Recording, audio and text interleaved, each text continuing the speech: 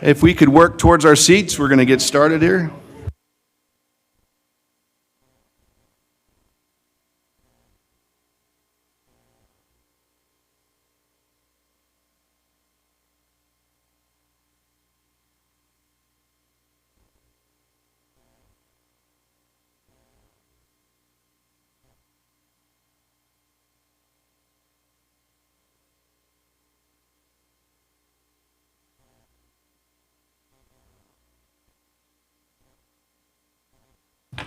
Okay, welcome to December's City Council regular meeting, Wednesday, December 4th, 2024. We are missing Todd Arvidsson, who is working up in Waco tonight. He couldn't make it. He's watching tonight. Todd, good to see you. And if you'll stand me and join in the pledge.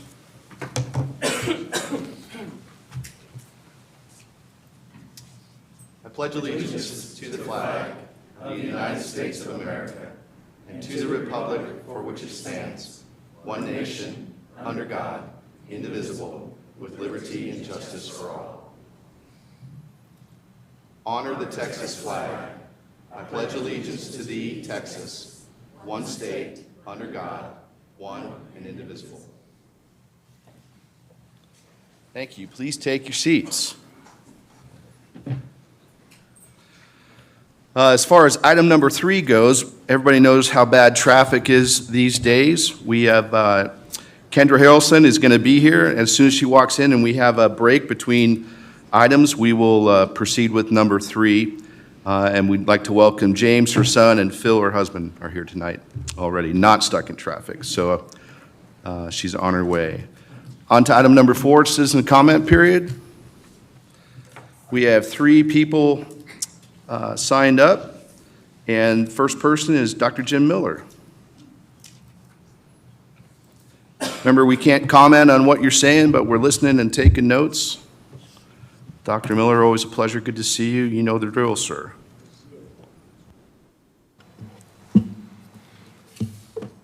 First of all, thank you, City Council, for letting me speak. I didn't make it to last month's meeting, but I watched it on the video, and I'm sorry I missed that lively discussion.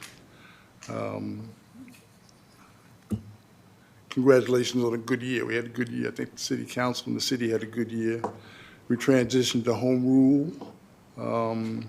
We had a nice long-term garbage contract that went as smoothly as possible, and that represented big bucks. And we had a nice balanced budget to give to the next incoming city manager with considerable reserves. We almost made it to 2025 without any controversy. But right there, the tail end of last month, some quarry issues jumped up. It was interesting. It was a very excellent discussion, I thought. I like lively discussions in City Council. There were plenty of trigger words and charge words used during the discussion, which I enjoyed.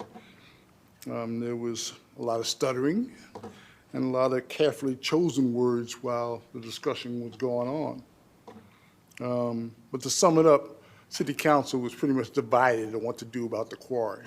That's what it came down to. Our expert, who's the city manager, participated in the discussion, and she felt either strongly about something or very strongly about something. Councilwoman Swint basically was asking the city for help. That's the way I looked at it. She seemed frustrated that the city was proceeding to kick the can down the road a little bit. But if City Council is divided, I think the citizens of the city are also divided, and because I think both sides are representative of the citizens, and they both talk to people. Both sides talk to people, and they said, what they're getting the feedback, it's, they represented here at City Council. What I wanted to know, was it really a problem or not a problem? Is it something we have to address or not addressed? So I came up with the idea that we probably need a town hall to deal with the quarry. followed by, hold your seats, a mail survey similar to the one we had with the deer survey back in 2016. Okay, that survey was pretty good because it told where the citizens stood on the deer issue, and also represented a lot of demographic data that we need. I think we need some professionally designed questions about the quarry, possibly some questions about 2252, the pending traffic problems in the city, and we need that data so we can argue one way or the other, or spend city money for an expert if we deem necessary. This will help the city decide on its direction in the future, and more importantly, give the new city manager a basis for their prioritizing issues when they come on board, and have to take sides, so to speak. Thank you, Dr. Miller. That's all I have. Thank you. Tom, you signed up. Come speak.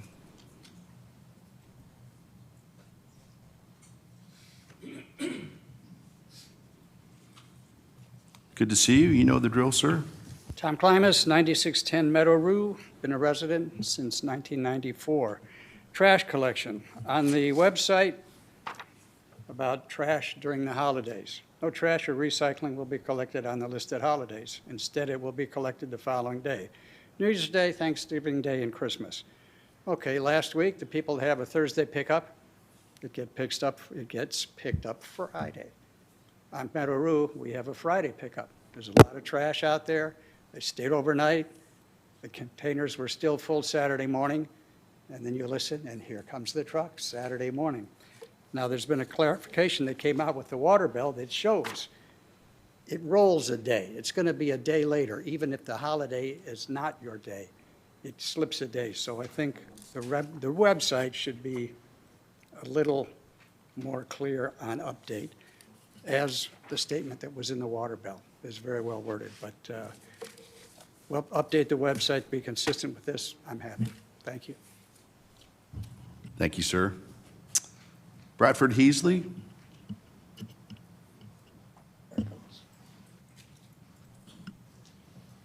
The mic is on, and welcome. All right. Hi, first time, so I beg your indulgence here. 8830 Cherokee Path, Brad Heasley, and just here over just over a year. So I saw on the approvals and authorizations, ordinance 168-102-013 for the potential repeal of golf carts in the use of the city, just advocating for that. So again, just been here over a year, have a golf cart / low-speed vehicle. You know, I know that some of the previous challenges have been around safety. They've been around crossing, you know, particular roads, back cave, et cetera. I think some of those are offset by, you know, I myself have a Lincoln Navigator L. It sits 8 people. I don't need to drive that through the city to drop off one kid at another kid's neighborhood. It has, you know, obviously you'd have all the safety requirements that Texas requires in Chapter 5551, 401, Section F. So you'd still need all the safety requirements. They're less than 25 miles an hour. You have to be, you know, obviously of age to drive to operate one within the city. But I think overall, you'd see community improvement, more folks using Davis Park. You'd reduce congestion. I know there's a church that holds market days. There are vehicles lined up all up and down that or 2252. That's dangerous in my opinion. They're clean, they're quiet, obviously renewable. And I think the safety could be offset with some revenue implications as well. So regulating them as Cibolo has done, requiring or citing folks that don't have the proper safety equipment, seatbelts, lights, low-speed signage, requiring insurance.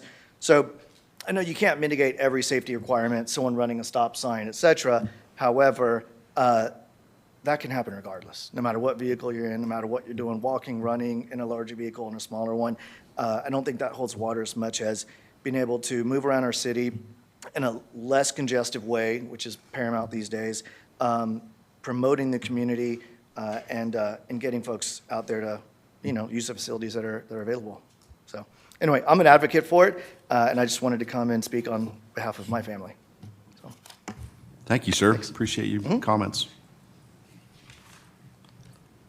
All right, Kendra is not here yet, and that's all the people we have signed up to speak, so we'll move on from 4 to 5, consent agenda.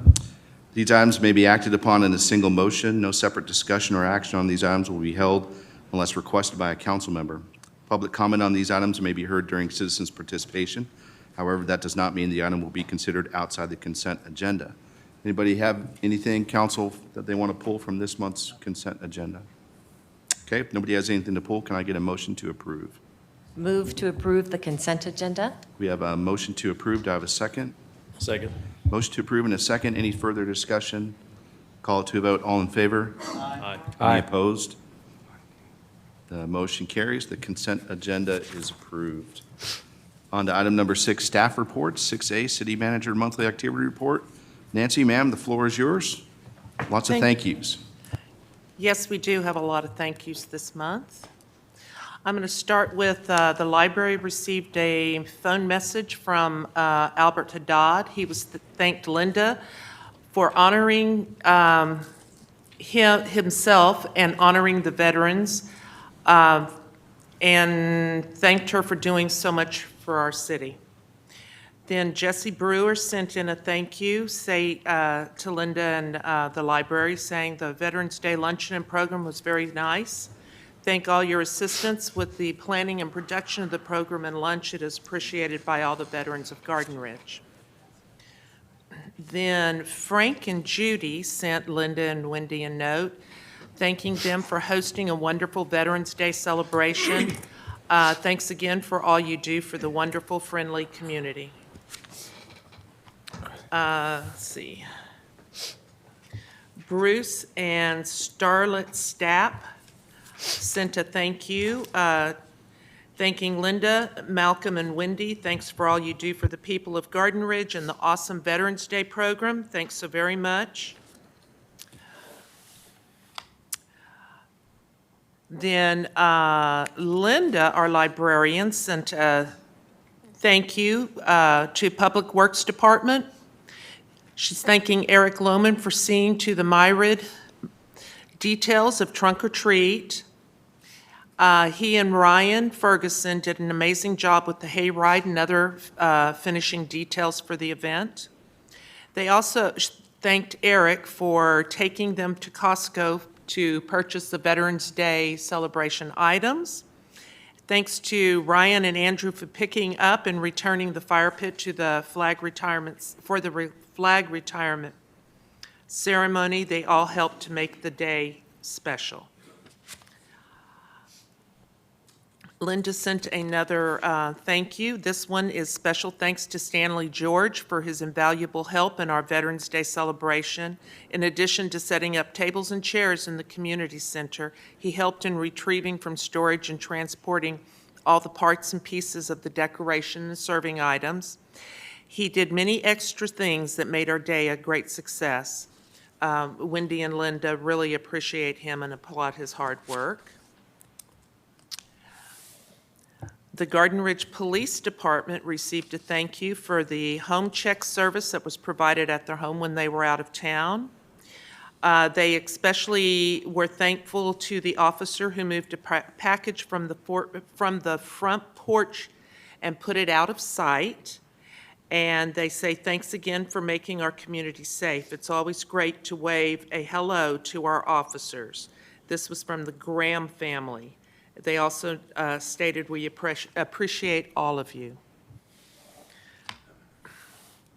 And then Rod Chamberlain, Lisette Spencer, and Mike Wallace sent a thank you on behalf of the Forest of Garden Ridge Homeowners Association's annual meeting.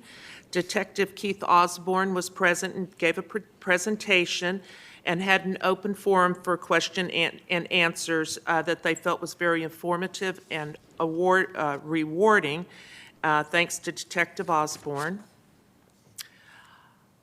Okay, the next one is Comal Trinity Groundwater Conservation District.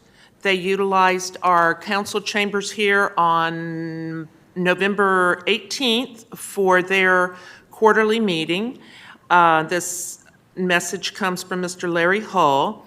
He states he appreciates City of Garden Ridge. Thanks for allowing us to use your facility yesterday evening. We were grateful to have Mr. Bill Pohl and several members of the Water Commission, as well as Councilwoman Lisa Swint and Councilman Jesse Valdez in attendance. Then Merlin Corcoran sent a note to Linda saying, "Great selection. She looks forward to reading the new books. Thank you for all you do." And then Marilyn Winters, the election judge for Precinct 205, sent a thank you, thanking the City of Garden Ridge for allowing them to use our facilities for the November election. Between early voting and Election Day, they processed 8,067 voters. Overall voter turnout in Comal County was 72.36%, and our precinct 205 was 79.43%. They had many voters comment on how nice it was to come and vote in Garden Ridge. She also states that city staff members were helpful with their preparations for early voting in the courtroom and for Election Day at the setup at the community center. And they especially wanted to thank Stanley George, Kim Ryan, and the office staff for being so accommodating to their needs and needs of our voters. Thank you again for all the city does to support us during our elections. During the month of November, we had 128.41 volunteer hours. 6.41 were for the bill stuffing, and the library had 122. Then we have December anniversaries.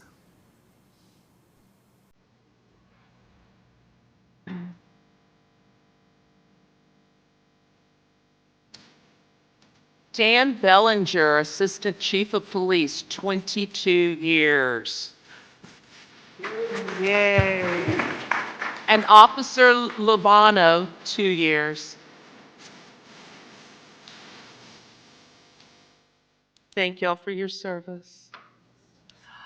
The only other thing I wanted to announce tonight was I wanted to remind everybody about our Christmas lighting event Friday at the community center starting at 5:30. We're going to have a couple of special guests there. Y'all need to come and see who they are. We're planning on doing it rain or shine. That's all I had, Mayor. Thank you, Nancy. I did You're notice welcome. that there was a thank you note missing from the packet this month. Rod Chamberlain also that same day wrote a thank you note to us on behalf, saying thank you for Nancy Kane, our city manager, going to speak at the Forest of Garden Ridge Homeowners Association and answering a bunch of questions. So that mysteriously didn't make it into the packet, but needs to be said. Anybody have anything for Nancy? Thank you, Nancy. On You're to 6B, Finance. Robin? Hey, so good evening, Mayor and Council. I have just a few things. We are in the middle of our audit this week. They're here the whole week. It's going great. We have 2 open positions for the city right now currently. We are looking for a water operator and a patrol officer. So we have 2 positions that we're still hiring. I recently successfully completed a GFOA intensive online training in November to get that completed, and I am set to also be doing a PFIA training that is scheduled for January, and that'll be online. So that's all I have to report. Thank you, Robin. Never ending, straight from budget season right into Audit. audit. So everything's going great. Had an interview with them earlier this week, so thanks for everything you're doing. Council, anything for Finance and HR? Moving on to 6C, City Secretary. Marissa, floor is yours. Thank you. You notice that I have a wireless microphone today. I mean, had I known that Councilmember Arvidsson wasn't going to be here, I probably wouldn't rearrange the mics, but we are working on getting replacement microphones, and so for now, all of the microphones behind the dais work, but we had to switch some out to make that possible, so we're just playing musical microphones for a little while, so disregard that. We also are having some technical difficulties on the stream, so for anybody that is trying to watch this meeting and it's not working, just be patient. I'm working on it. Other than that, a couple of things to go over. Our city offices are closing early on Friday, December 13th. They'll be closing at 10 a.m. for the employee and council Christmas party. And then city offices will also be closed on Monday, December 23rd through Wednesday, December 25th for Christmas, and Wednesday, January 1st for New Year's Day. The other thing I wanted to mention that was touched on briefly in citizen comments is the holiday garbage and recycling schedule. Republic Services is closed on Christmas Day and New Year's Day, so your garbage service will have a change in schedule both of those weeks. If your service is usually on Wednesday, it'll occur on Thursday. If it's usually on Thursday, it'll occur on Friday. If it's usually on Friday, it'll occur on Saturday. So everything starting on Wednesday is pushed back a day. And that is all that I have. Thanks, Marissa. Council, anything for our city secretary? Awesome. Moving on to 6D, Police Department Assistant Chief, 22 years, Dan Bellinger. Thank you, Mayor. Floor is yours, sir. Thank you. I'll touch on a little bit about what Robin brought up about our open slot at the PD. We continue to receive applications. We've had several people ride out with our officers. We've entertained several applications for cadet sponsorship. We've got pretty high criteria here. We keep the character in the right place for our police officers. So just wanted to let council know, so you're not discouraged by hearing about it every month. We're continuing to process applicants, and we've got some hopefuls out there that we're waiting on applications from that we've spoken to, and so hopefully that'll work out. Maybe we'll not be talking about this by the end of the year. On to tree trimming campaign has been going on a couple of months. Everybody should know that the overhanging tree ordinance is about to be enforced by the police department. I know the city's been putting out a lot of media about overhanging trees being too low. The police department's going to start making contact with folks and giving them their 2-week warning before moving on to citations. And you were told last month our CPA class is coming up. Citizens Police Academy class, you hear every month about our alumni members, and they continue to contribute volunteer hours. They'll be out there directing traffic for tree lighting, and this is where they come from. They have to be graduates of this Citizen Police Academy class to be part of that organization. So we've got several people signed up. We're looking forward to it. We're working on the criteria and the schedule of lesson plans and all that good stuff. January 14th is first class. So if any of the council members who have not attended would like to attend, come see me. There's plenty of you up there who have not, and I'm happy to get you signed up and in the class. And I guess that goes with anybody else out there that's listening. Any questions for me? Any questions for Assistant Chief Dan Bellinger? I just want to say thank you for your 22 years, and we're lucky to have you here in our city. Yeah, thank you. Awesome. Thanks, Dan. On to Public Works with Stephen. You're on.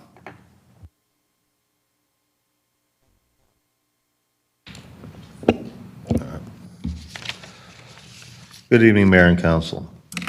For the month of November 2024, Public Works completed 315 work orders, collected 14 pounds of trash. Rainfall total amounts up at our shop was 1.26 inches. Completed stop bar painting on some of the streets, filled potholes on Garden Ridge Drive, replaced curb and asphalt for valve repair on Michelle Hill. Set up election day at the community center and assembled majestic Christmas tree to get ready for the tree lighting event. Ryan Ryan Ferguson attended Texas Animal Control Conference. December, we have the dumpsters back, December 14th, 8 to 5, December 15th, 12 to 4, December 21st, 8 to 5, December 22nd, 12 to 4. And if you notice around the community center in the front there, we have some limestone blocks now that they're going to be there for safety reasons, and they're also kind of decorative too, so it kind of highlights the community center. We have currently 2 dogs ready for adoption and no cats. And that's all I have for the Public Works portion of the report. Thank you, Stephen. Councilman, anything for Stephen on Public Works? Go ahead.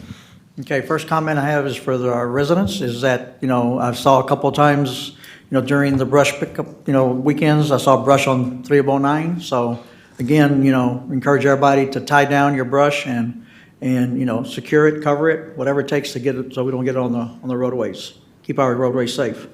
The other thing is, I was talking to Stephen earlier, concerning our bulk and brush dumpsters. I've had a lot of people come to me and, talk about the rate that we charge our residents, and not many people use this. So I talked to Stephen about some ideas, and apparently he's already been working on some. So I'd like to turn it over to Stephen and let him share some of the things he's been doing with our dumpsters and earning money. Okay. Yeah, we started basically separating the stuff people bring in, like the limbs. We'll start putting in a certain dumpster so we can pack them down more, so we can fill them up more, and that'll be less dumpsters that are taken out. That way we're having other dumpsters that are just nothing but trash. That way we can keep that basically all in different categories. And one of the things since we got those new dump trailers that has 3 different dumpsters on it, we leave one of the dumpsters there, and the last 2 times we've been directing people to put metal in those. And after the metal gets collected, next week we'll go into the salvage yards and turn it into recycled. And so far we got like about $250 back on just metal that we got recycled. So we're trying to cut down on cost, and we should start seeing some big difference. Maybe about 6 months from now, we'll come back and find out what the difference was before and after. We do also have 2 employees working the dumpsters. That way no other person can get by and sneak past without getting their IDs checked, or dumping a refrigerator or something without them seeing, because everybody knows whenever they see one person out there, they're pretty busy and they're running around, so other people can just kind of sneak in there and get in there. So now it's nothing but residents all the time. Every ID gets checked, and with the dumpsters we're saving, that's paying for the overtime of the second person. And along with the metal, we're turning in also in recycling. So basically, I just wanted Stephen to share what he's been doing for council and for our residents, that, he's trying to do things to help get the cost down. And so hopefully we'll see some changes within the next 6 months, because I know some of the dumpsters that been going back, Robin's showing me some data that, they're light. So they pick them up, so I think you're scheduling that a little better. So just great work for you and your team. So thank you for that, Stephen. Thank you, Jesse, and thank you, Stephen. That's great. On to utilities.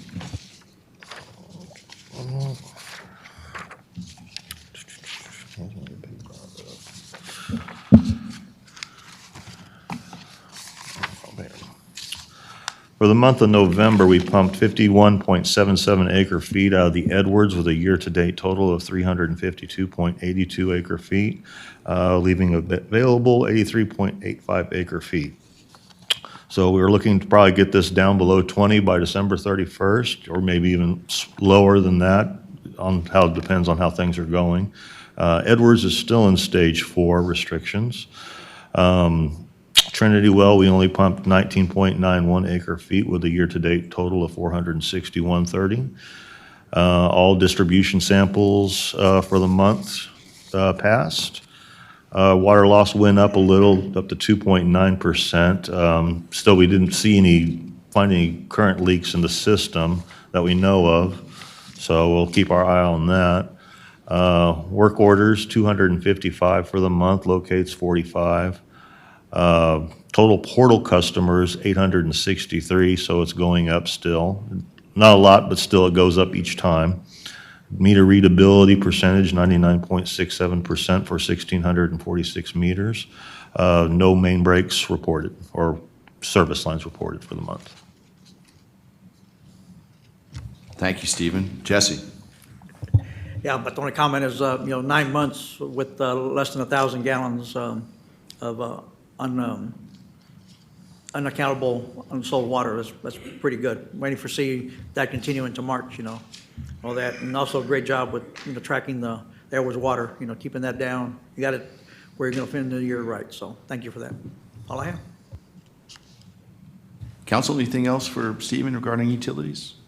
Thank you, Stephen. Kendra, I saw you walk in, and we're going to finish up one quick item, then have you come forward. It's good to have you here. On to item number 6F, our illustrious librarian, monthly report. Ms. Linda?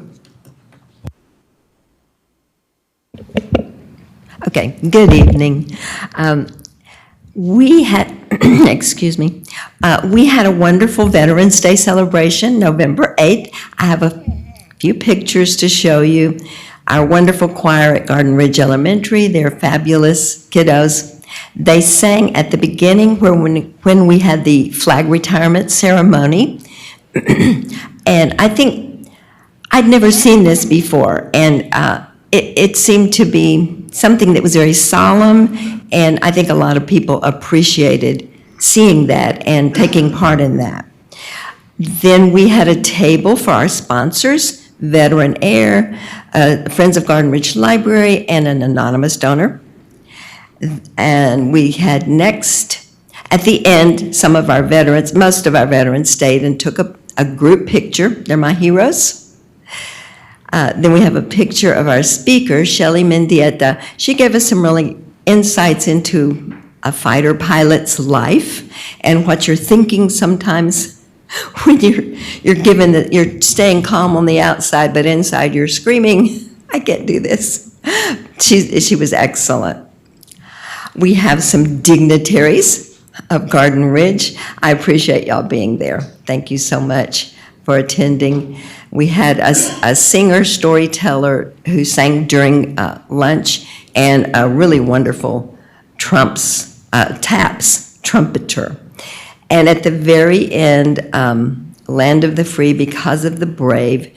And that little thing down there, it says, thank you, veterans, for stepping forward when others step back, for placing yourselves between us and danger, for serving our country, for protecting our freedoms. So we're grateful. On another subject tonight, I want to give a special thanks to the Fleming family, Bob and Cindy, their children, and their company, Marchive Incorporated. Over the last 17 years, they have donated thousands of dollars worth of services and actual products to the library. That includes MARC records, barcode spine labels for almost 29,000 books. And sadly, their business is going to be closing December 31st. Besides giving us the labels, Bob used to hand deliver them. Such great service. They're a wonderful family who is not only given to the library, but to the city as well. They were volunteers like firefighters, volunteer firefighters from early days back in the 1960s. They believed in the power of community and dedicated their lives to making it a better place to live. We're really going to miss working with them. But we look forward to seeing you this Friday at the Christmas tree lighting. We will be taking letters to Santa and sending each child a response. And lastly, we're getting ready for Santa's story time on December 14th. Thank you, Ms. Linda. Awesome. Council, anything for our librarian? Wonderful, great November. Yep. Okay, that completes item number 6. We're going to backtrack a little bit and open up item number 3 with proclamations and presentations. And I would ask Kendra and Phil and James to come forward. Kelly, you want to come with me?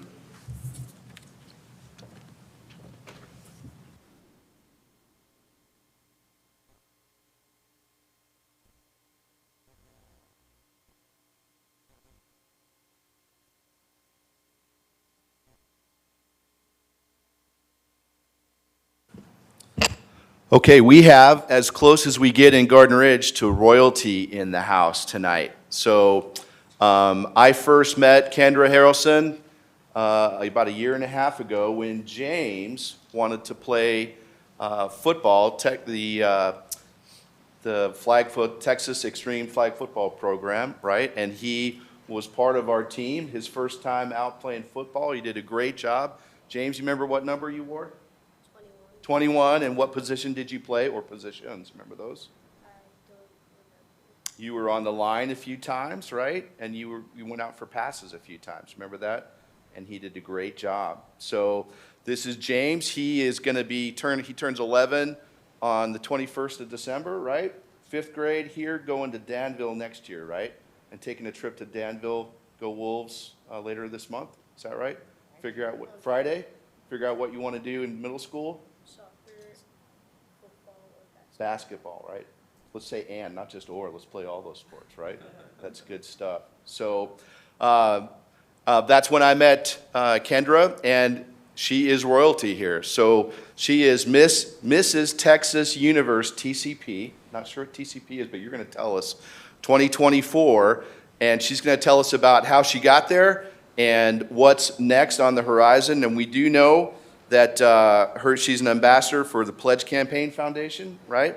And her platform is continuing courage for veterans. Did I get that correct? That's right. So without further ado, how about a round of applause for Kendra, please? Greetings, everyone, council members, mayor. It's a pleasure to be before you today. I am an Army veteran of over 21 years plus between National Guard and active duty. And I got into pageantry because when I retired, I expected to be of grandparenting age, whatever that might be, and have an RV and travel the world with my feet up while my husband drove. And that's not how life worked out. So here I am at this tender young age, and I felt like I had lost my purpose. And I regained that purpose when I realized that the term homeless women veteran existed, and that there wasn't a whole lot of response to homeless women veterans, and understanding the difference that comes between the needs of our male veterans and our female veterans. So I began using my voice to bring awareness and help raise funds to provide resources for this community. It is so easy for us to be a part of this community. And as a child, I was homeless with my father as a veteran. And knowing that women are the fastest growing homeless demographic in the United States right now, something needed to be done. 70% of our homeless women veterans opposed to our male counterparts are homeless with their children. So as a child living in a shelter in my life, I understood the significance of that. So I began competing in different systems because it's about more than a crown, right? I get to wear this big, heavy, beautiful crown, and I get to go out into the community and do all the things that queens do. But what it really did was open the doors for different venues and different platforms at different levels with different people that little me by myself would not necessarily get to stand before. And I am absolutely blessed and amazed at where I've come this far. I get to meet with the mayor every now and then, and I've met Kelly here, who have been wonderful supporters to me and my family, and my platform. My platform, I want to tell you, is Continuing Courage, and again, it supports homeless women veterans, and the focus for this term is those affected by intimate partner violence and domestic violence. That is where the Pledge campaign comes in. I'm an ambassador for that as Mrs. Texas Universe, TCP, and TCP stands for Transcontinental Pageants because it is a full international pageant. As I wear this reign, I want you to know being a member of Garden Ridge community is very, very important to me. Although I'm not at every event, I am traveling across Texas, doing many things for this platform. I'm also a doctoral candidate now, and I work full-time. So standing before you to do all of these things is absolutely amazing. I do hope to have a fundraising event here in our city, my home city, to raise funds for the homeless women veterans affected by domestic violence. So thank you all for listening to me, and follow me on my journey on social media. I will be competing again in Las Vegas in June 2nd through the 6th, and then we'll see what happens. Wow. Kelly, we're lucky to have you here in our city, and I can't think of, anyone that we've had go that far, or even be a candidate for Mrs. Texas, let alone, I didn't Mrs. tell USA you. and Mrs. Yes. Universe, I so. was the second runner-up for the Mrs. USA competition, last competition. Yeah.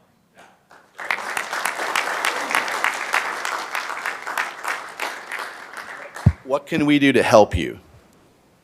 So for help, I'm sorry. I'm my big Army voice. So how you guys can help me is continue to support me on my journey.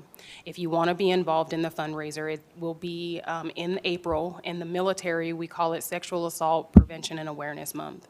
I chose this month as I am dealing with those affected by domestic violence and intimate partner violence, and it is going to be called a Queen's Night Out, and it will be a formal gala. All proceeds will go to the half of the proceeds will go to Comal County Crisis Center to make sure that the women in our community, veterans or not, will be taken care of. Just know, we're making a mental note here that women are not the only victims of domestic violence. Domestic violence is a people problem and not a gender problem. So I just want to make that clear. But we do have special needs for our women victims, and that's what I'm looking at. The other half of that money will go to the Pledge Campaign Foundation, which I'm an ambassador for and I work hard for. So if you guys want to get involved, you can reach out to me through my social media. And Mr. Kelly Smith has been chit-chatting with me, so if for some reason you can't find me, he knows how to get a hold of me as well. Wow, another round of applause. Are you available to come to the tree lighting 2 days from now? I am on a work conference from the 6th through the 8th.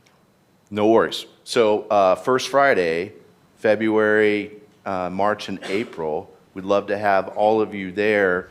Maybe wear your sash, and that's another way we can help promote awareness for your platform. It's amazing. Awesome. That's great. So thanks so much, and good luck in Vegas in next June. That's crazy. Thanks. Awesome. Thank you. One more. Thank you.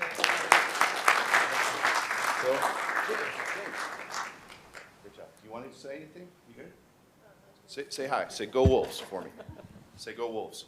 Go Wolves. A little bit more. A little bit more. Go Wolves. There you go.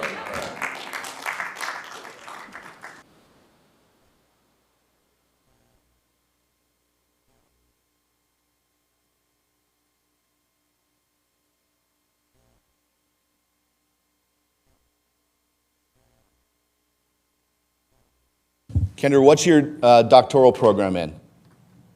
My doctoral falls in line with my healthcare compliance law, so I will be business administration. Wow. Good luck. See ya. Thank you. Drive safely.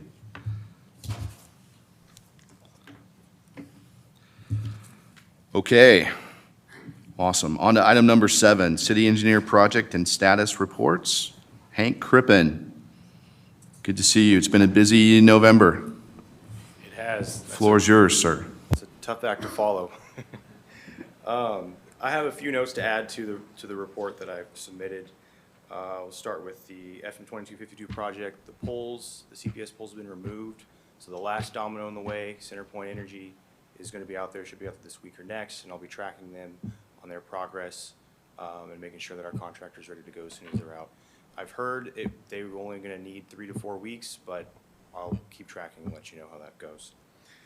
On to the land development projects, the revival, we've received the site plans. They're in the review stage, and I hope to have comments for them this month. And I did want to make a clarification point on the CenterPoint Capacity Improvement Project. It is mainly going to be boring, so it's not a lot of open cut all over the place. You're not going to have your roads ripped up.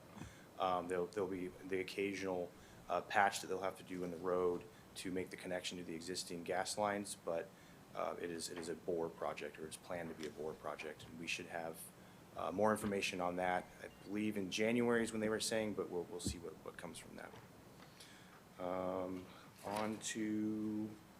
I did want to make a clarification point on the FM 2252 truck route analysis subject. I did have that we had a meeting on December 9th. That's been revised to December 10th, so just wanted to make that point. I'll be meeting with some of Garden Ridge officials will be there, as well as TxDOT, who's hosting it, and AMPO representatives. That's all I had for updates, and happy to answer any questions. Thank you, Hank. Council, anything for Hank? Thank you. All right, thanks so much. On to item number 8, City Commission and Committee Reports, Recommendations, Possible Actions. 8A, Planning and Zoning Commission. 8A1, petition by Eric Fisher for 2 specific use permit extensions for the Revival located at 19186 FM 2252 on 3.107 acres zoned as Community Commercial District. 1.1, receive recommendation and take action on Revival Number 1, 06/2024 specific use permit authorized for restaurant or cafeteria, bar/tavern to be allowed an indoor-outdoor bar area serving beer, wine, and mixed drinks with inside and outside sitting on premises. And Karim, there you are. The Chair of the Planning and Zoning Commission. Sir, the floor is yours. Yes, thank you, Mayor. Thank you, Council. Good evening. Good evening. So we took up two items for the Revival, and did want to note we have Mr. Fisher here and his representative Christian Lejas if there's any questions. But did want to. We'll be taking one item at a time. So the first item is Planning and Zoning approved the Revival Number 1 for the 06/2024 specific use permit authorized for a restaurant or cafeteria bar/tavern to be allowed an indoor/outdoor bar area serving beer, wine, and mixed drinks with inside and outside seating premises. And this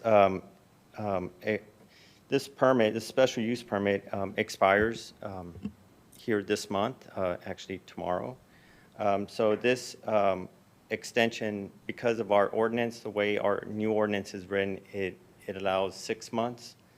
And because of that and other issues with the reviewing of the plans, and Mr. Fisher has requested a 9-month extension, and Planning and Zoning has approved that.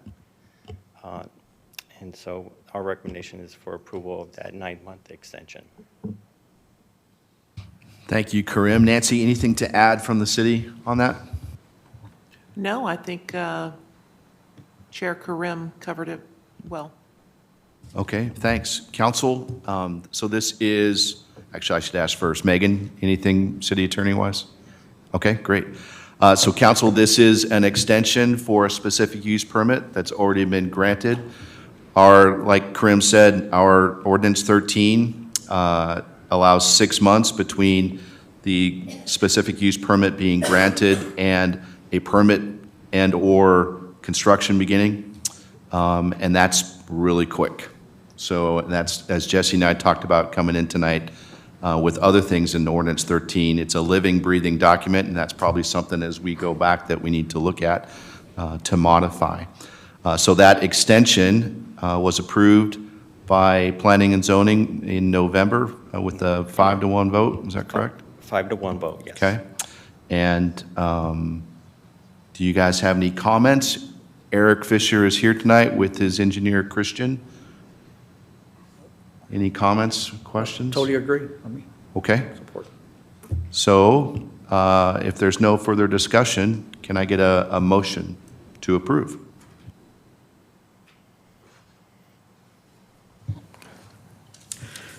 Okay. Make a motion to approve the planning and zoning's recommendation to extend the specific use permit extended for 9 months as requested by the petitioner and is written in, I guess I don't. That what else works. to say? That works. We have a motion to approve. Do I have a second? Second. Motion to approve and a second. Any further discussion? Call it to a vote. All in favor? Aye. Any opposed? Okay, the motion passes for the extension of the specific use permit for 9 months, according to Planning and Zoning. Karim, you're still on for the next one. I'll read it really quickly. 1.2, receive recommendation and take action on the Revival Number 2, 06/2024, specific use permit authorized for amusement, commercial, outdoors, to be allowed up to 4 pickleball courts on premises. Karim, you still have the floor. Yeah, thank you. Yes, this is our second item, which is related to the revival, which goes hand in hand with special use permit that was permitted. And this is also requesting a 9-month extension. And it's also due to the 6-month that it's on our current ordinance 13. It's a little short that we'll be going back. Like you mentioned, Mayor, it's a living document, and we didn't. We're learning as we go on this new ordinance that that is not enough time for a review. So at this time, the petitioner, Mr. Fisher, is requesting a 9-month extension for that special use permit for the 4 pickleball courts. Thank you, And Karim. that's also, Go ahead. the motion was passed 5-1. Thank you very much. Nancy, anything to add from the city? No, sir. Megan, anything to add? Okay. Council, any discussion or questions? Okay. If we don't have anything to talk about, and you're like a motion, Kelly, did I see you running forward? I was letting Jesse figure out how to word that on the last one, so motion to approve the extension for the revival number 2062024, specific use authorized for amusement, commercial outdoors, to be allowed up to 4 pickleball courts. Well spoken. We have a motion to approve. Do I have a second? Second. We have a motion to approve and a second. Any further discussion? Call to a vote. All in favor? Aye. Any opposed? Motion passes. Thank you, Thank you. Karim. You're Thank still you. up for your monthly update. So no other action to report from our last meeting. We did give our final update to planning and zoning regarding the safety, and that's already been talked about earlier today from our Public Works Director regarding the stop bars that were painted and put in there, and that's one of the issues or safety concerns that we brought up. And so that's been addressed, and the other item is our meeting for December is it's canceled due to the lack of items, but we'll resume our regular meeting in January. Thank you very much. Thank you. Council, anything for Karim? You decided to stay on for chairman for another term, yes? I did, yes. And Thank Karen's you. still going to be the vice chair, correct? Yes, yes, sir. Outstanding. Thank you for volunteering to do that. Thank you. That's amazing. Appreciate it. You're welcome. Eric and Mark, thanks for being here. All right, moving on to 8B, Water Commission. B1, ordinance number 6108, 2022, an ordinance of the City Council of the City of Garden Ridge, Texas, establishing the drought management plan for the City of Garden Ridge, establishing trigger points and demand reduction measures, providing a variance procedure, providing a penalty for violations of this ordinance, providing a cumulative and savings clause, providing for severability, and declaring an effective date. And we will receive a recommendation and take action on a request for variance to Stage 2 watering restrictions for 21320 Waterwood Drive, Garden Ridge, Texas. Bill Pohl, as the chair, sir, you have the floor. Thank you, Mayor, City Council. I submitted a small package that was, I think, a fair summary of the items we discussed, so I'll just try and hit the high points of it. In summary, it was a really good discussion, and it centered around a lot of the struggles that we're having with the ongoing drought and trying to fit very reasonable needs for water use with consistency and how our ordinance is written. The commission did vote unanimously to recommend denial of this variance request that was submitted by Mr. Overman. Had a long, I think, very productive discussion. I think the key points were this request is a little bit past in terms of looking ahead into next year as the peak summer months have sort of passed. Things are greening up a little bit naturally on their own. The club does develop a significant amount of its revenues from the wedding venues, and the club does compete with hill country venues that have their own private wells, and their access to water, you would conclude, is a little bit better. We did learn the club does have a private well. It's not currently connected, but it led to a good discussion, as this is a possible option other than a relief through a variance. The request was not to water the entire club property. That was a real basic question. It's about a quarter acre area that is kept nice for the wedding venue. A lot of questions about drought-resistant landscaping, hand watering, drip irrigation, all of the things that we've covered and are in the ordinance. There was a real concern, I think, about consistency within the community, because we pretty consistently, in fact, 100% have denied these variance requests for a variety of reasons. I conducted a review of area communities, Austin, City of San Antonio, to see if there was a breakout between how businesses and where residences, how they were handled as far as variance requests. They're really not. They're really treated the same.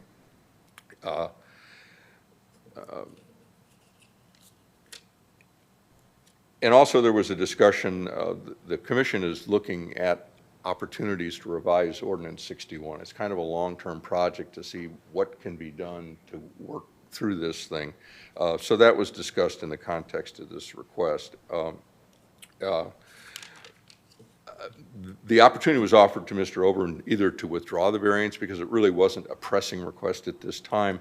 He asked that it be continued to a vote. And I think the things that, I can't know exactly what was in everybody's mind, but I think the issues of consistency within the community, the ability of the club to take other actions, hand water, connect to the well, use more drought-resistant landscaping, caused the vote to go as it did. So I think that's a fair recap of the basis for the decision. Thank you, Bill. Appreciate that awesome synopsis. Nancy, anything to add from the city? No, Mr. Pohl covered it very, very well. I agree. And no reason, Megan, you don't have anything to add with that one. So, council, any discussions regarding Water Commission's decision? Kelly?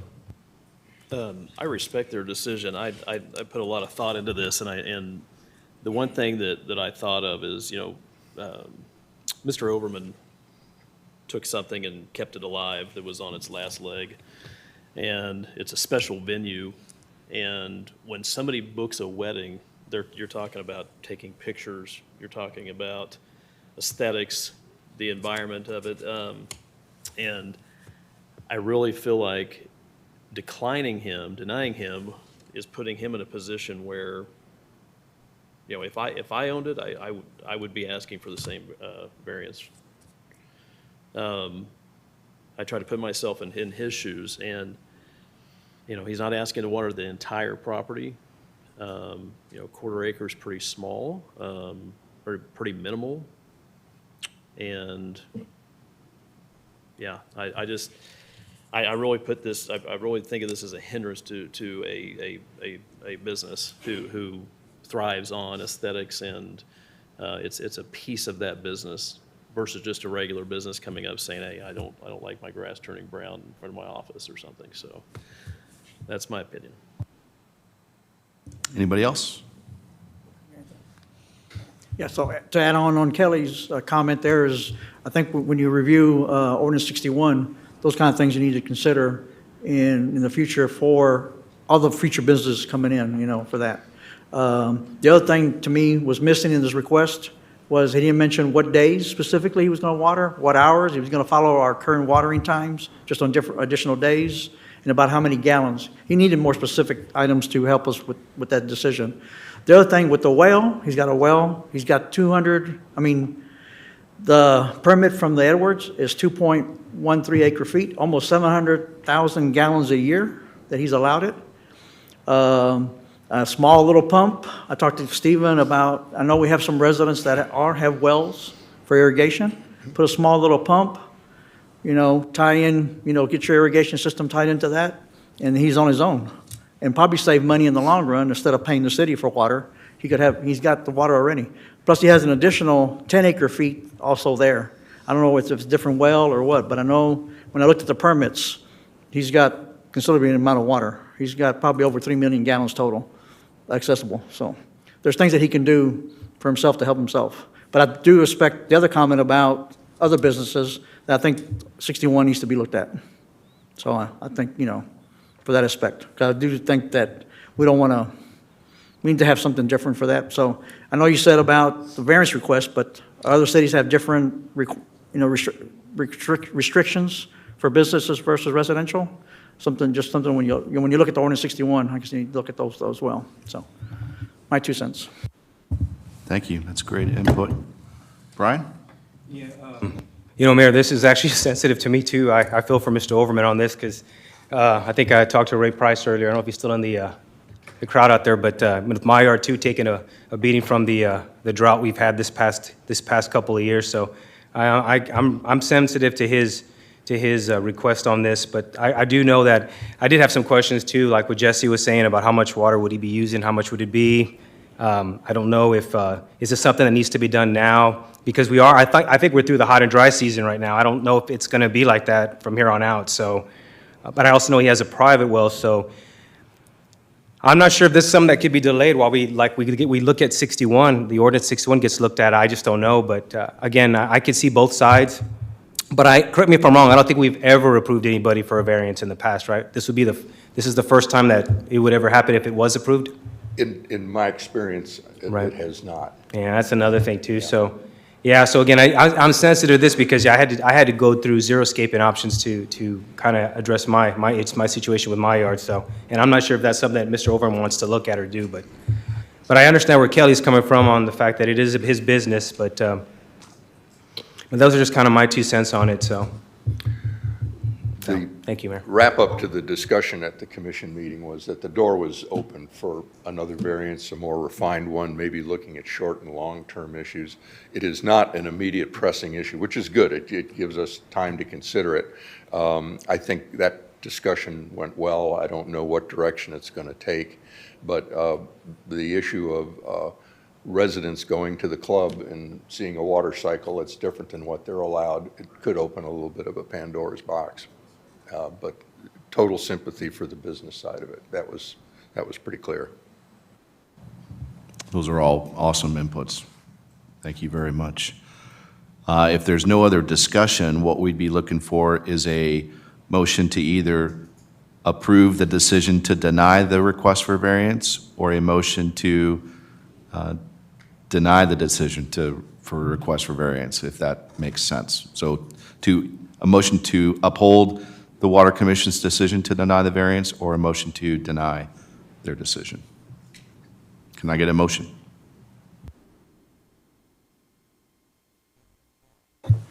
Okay, I make a motion to approve the Water Commission's recommendation to deny. We have a motion to approve the Water Commission's decision to deny the request for variance. Do I have a second? Second. We have a motion to approve and a second. Any further discussion? This is a motion to approve the decision, Water Commission's decision to deny the request for variance. If there's no further discussion, all in favor? Aye. Aye. Any opposed? Okay. The motion carries and the council upholds Water Commission's decision to deny the request for variance. And Bill, you're still on for the update. I think the only other thing that may be of kind of general interest, there was a water loss adjustment request in that meeting. It was resolved satisfactorily to the commission and to the resident. It was largely a misunderstanding how the calculation went, and the resident went away happy. I think the points that came out, this is the first time we've done a water loss adjustment in a long time, and that speaks well for Michelle, Steve, and the department.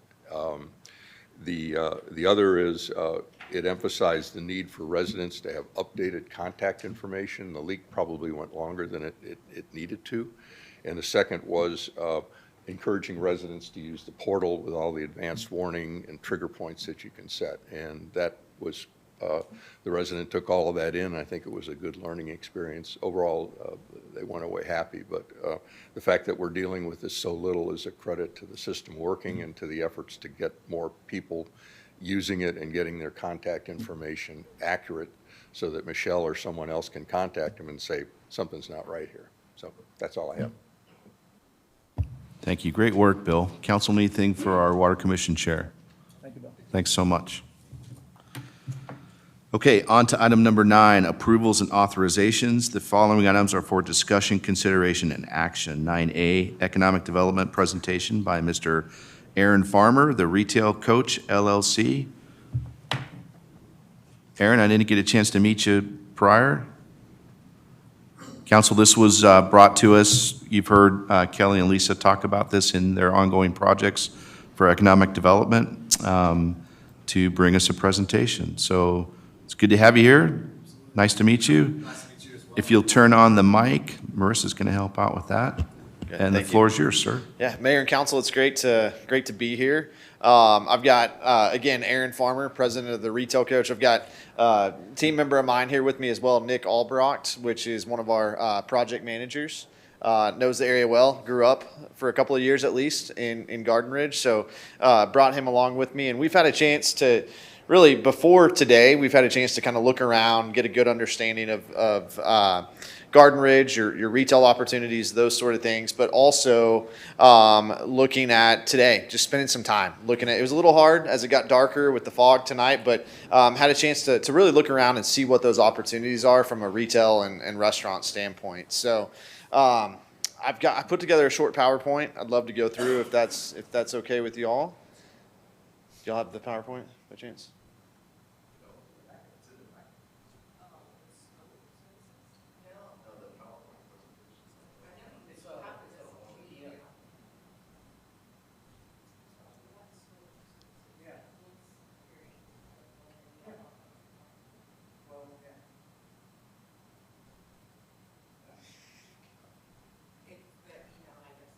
Oh, is it really? Okay. Well, we can work off of this. That's fine. Yeah, that's fine. So what we've done, had a chance to talk with a couple of council members. We've had a chance to, like I said, look at the market, take a hard look at it. But what we do at the Retail Coach is we work with municipalities to help you understand what are your retail opportunities. So I can tell you, just taking a hard look at the market, you lose a lot of, just don't have a lot of retail and restaurants in the community. So your people are leaving on a daily basis to shop and eat, do those sort of things. A good number to throw out there is you've got about $8.2 million that leave Garden Ridge on a yearly basis and are spent outside of the community just on groceries alone. So we looked at, the main grocery stores and shopping areas. Good example, the main H-E-B and Shirts. About 3% of their consumers come from Garden Ridge to shop. So you've got a lot of that retail leakage, but that's what we do is we help you understand, we help communities understand what are those opportunities, and then we go out and recruit retail and restaurants. So we've been doing this for about 25 years. I'm out of our Austin office as well as Nick. We've been doing this for about 25 years, working with municipalities, but the key is having an understanding of what those opportunities are. So I learned a long time ago in this business, it's not all about what you know, so it's not all about data, but you have to have data at the same time. It's also about who you know. It's about relationships. And, spending some time here, I was, you talked about the flag football, the extreme flag football. I've come to 2 games here at Davenport High School, or one at Davenport and then the other at the middle school, and just watching my nephew play. And after those games, we were trying to figure, where do we go eat? Where do we go? Where do we go out to eat as a family? Where do we go do that? Well, there's not many opportunities, right? So that's what we do is we help bring those in. So a little bit of background on us. Like I said, 25 years experience doing this. We've worked all over the country, but Texas is our home base. This is really where we cut our teeth. Understanding the markets, doing those sort of things. I've done a lot of work in the greater San Antonio area, but looking at Garden Ridge. I think there's a couple of things that stood out to me is, again, number one, the leakage. People are leaving. But if you had retail here, if you had more restaurants here, kind of that next level of restaurants, your consumers would stay here. They're looking for the quality of life aspect. You've got a lot of great quality of life amenities here in the community. except for the retail, except for the restaurants. And, you know, just looking at some of those opportunities, I think those are there if you find the right retailers, the right restaurants to come in. You've got some properties that are available. You've got properties that are potentially could be good retail and restaurant uses. You know, there's one out here on the main stretch of town that Valcor represents right now. That's a property. I talked to them recently about the property. They'd love to have retail. They'd love to have restaurant going to that site there.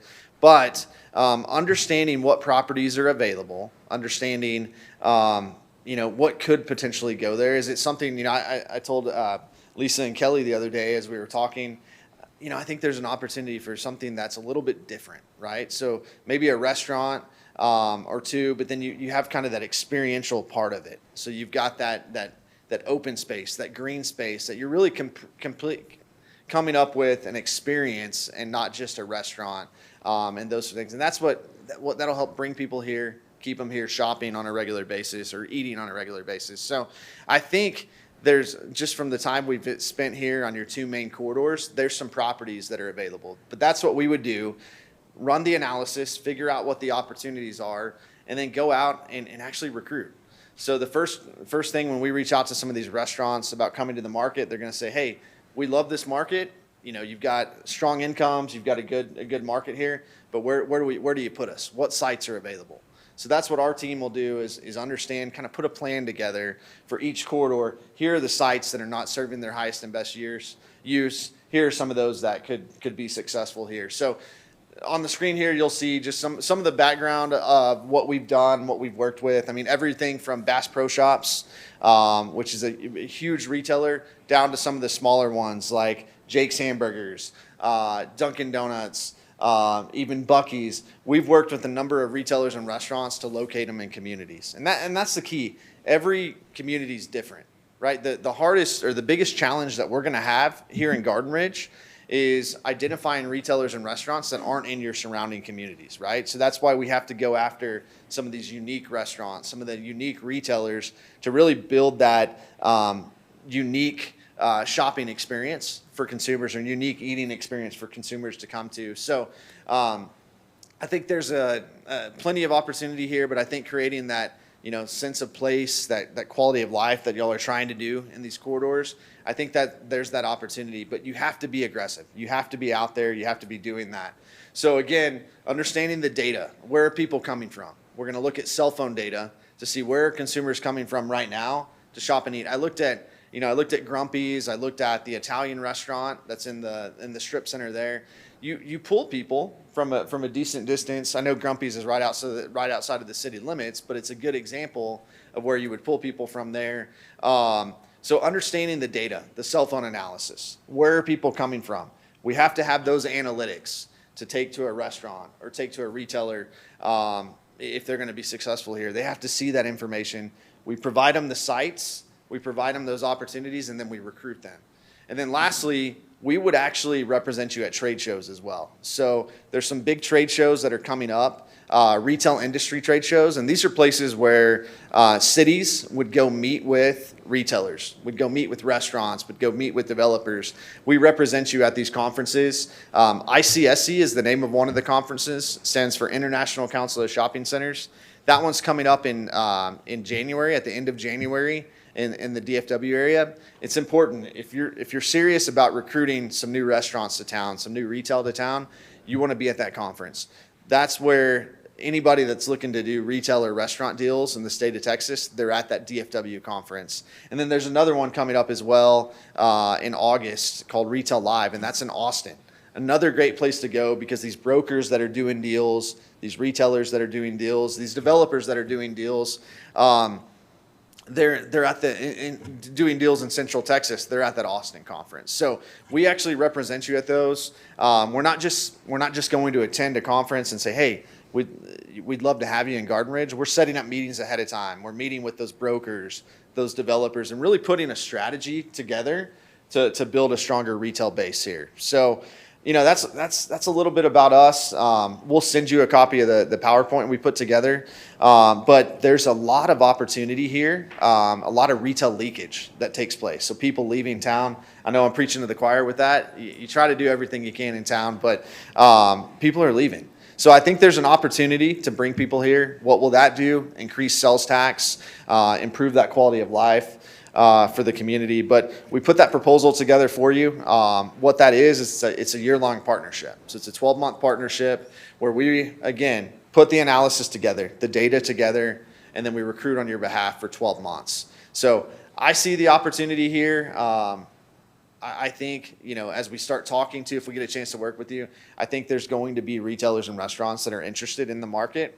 You don't just have a tremendous amount of space available, so we need to be smart, if you will, about each of these corridors and where you put things and what you put where. But we will come in and do that, a highest and best use analysis as well. But again, a 12-month partnership is what we're proposing. Again, this is right in our back door, so I would see our team on the ground here, spending a lot of time in the community as we're out there recruiting. I like to tell people, I like to tell our clients, we have to know your community as well as your best real estate agents. So I've got to know, why has this property not developed in the past? Is there some history on it? Is there, has it been overpriced? Has it never been on the market? Those are the things that we have to understand as part of this process. But yeah, that's what we're pitching today. Like I said, have done a lot of work in the surrounding area, but would love, Mayor, if it's okay, to ask for any questions if you might have any. Absolutely. Yeah. Thank you. It was a great Absolutely. presentation, Aaron. Council, I'll start over on my left. Brian, any questions? Sir. Yes, sir. Thank you for being here. Absolutely. I appreciate your time. I was going to ask a couple of things is, what other cities have you guys worked for? Was it successful? I'm just curious. Yeah, that's a great question. So throughout, I'll use some examples in Texas. I really can't think of a project we weren't successful in. And the reason I say that, each community is different. So what would be considered a success here is going to be different than what would be considered a success in like Kyle, where we're working right now as well. So some of the surrounding communities that we worked with in the past, Bulverde in the Spring Branch area is a big success story of ours. The Singing Hills development there, where the new academy just went in. If you're familiar with it, at 46 and 281, that's a big development area. Dripping Springs, which is where I'm from, smaller community. We've gone through some crazy growth recently, but have had a lot of success there as well. We've actually been involved in the past in Shirts and doing a lot of work around the Evo development, but then also the Santikos development there. Valcor Real Estate, which represents that whole development there at Santikos, hired us to do all of the analysis on that site there. So those are some great examples. Bastrop, Texas is another one. Bastrop's a town of 6,000, but we were successful at recruiting about 250,000 square feet of retail to Bastrop. So we work with small communities and large communities. Yours is going to be a unique case because you are surrounded by quite a bit of retail on all sides, and it's going to be, the key is finding the right retail, the right restaurants that could be successful here. I was going to ask too, so is this package that we're looking at, is it kind of like, I guess, a fee to identify and bring businesses to Gardner Ridge?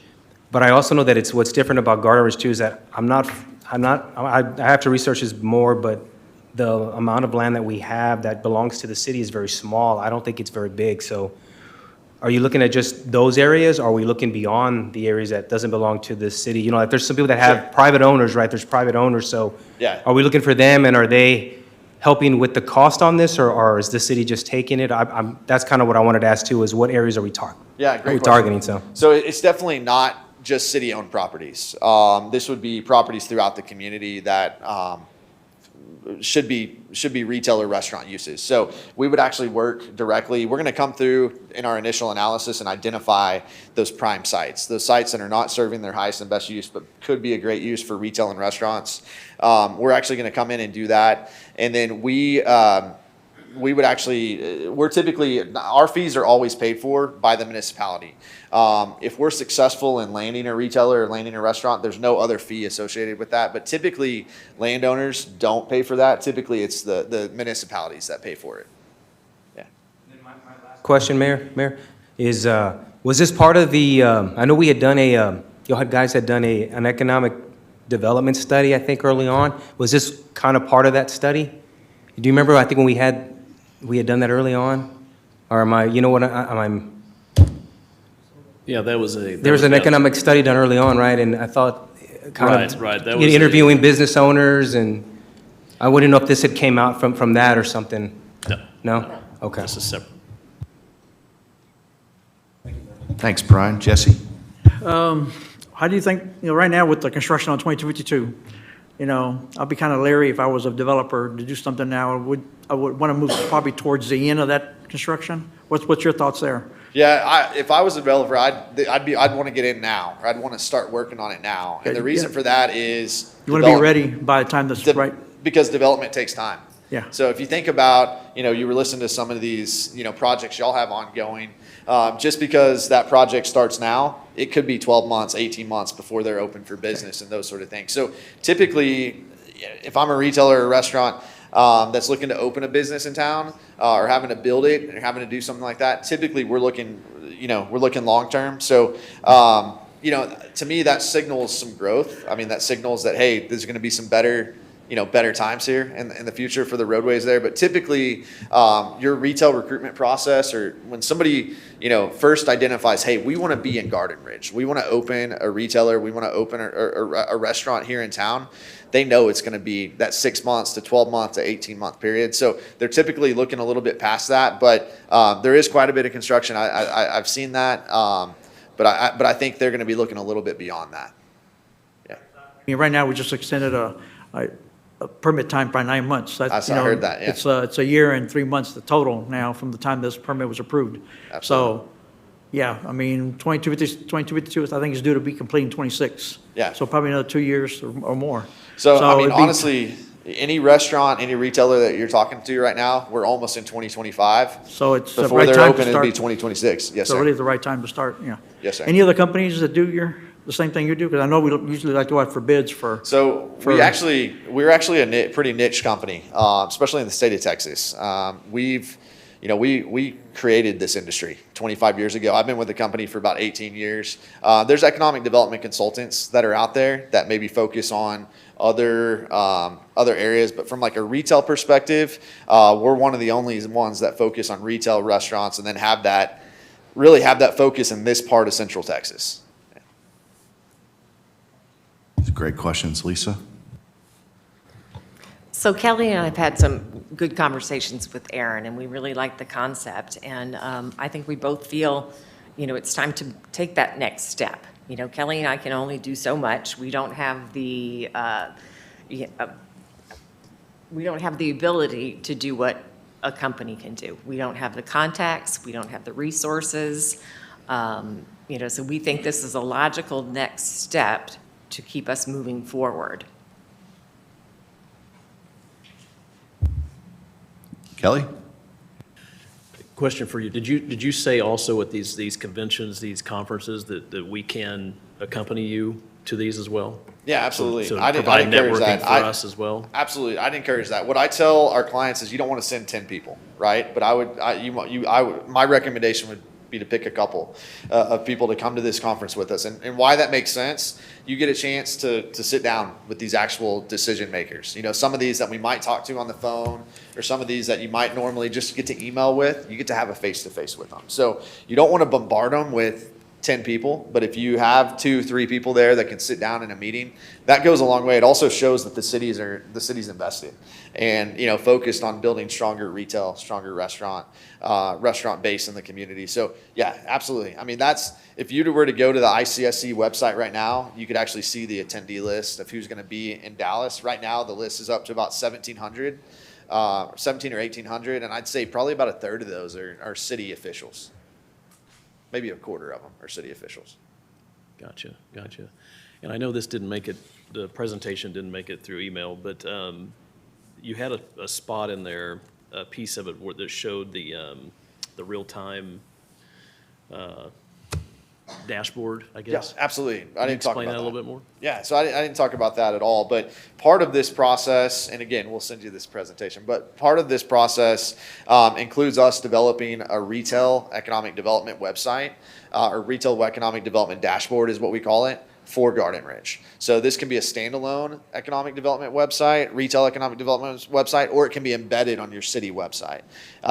Right now, as we're sitting here, if there was a site selector that wanted to open a restaurant in your community and they were looking for economic development information, demographics, trade area information, there's not much that's out there on the city website. So this would be something that we would actually, like I said, be an add-on to your existing website, would be on our site as well. And it'd kind of be a one-stop shop for these investors. It'd be a one-stop shop for these retailers and restaurants so that they would, they can access all that information. Because again, as we're sitting here today, site selector could be looking at the city website. So it's a one-stop shop. We call it our retail dashboard. We keep that up to date with data. As sites become available, as we talk to these property owners, sites become available, we can add those sites to this dashboard as well.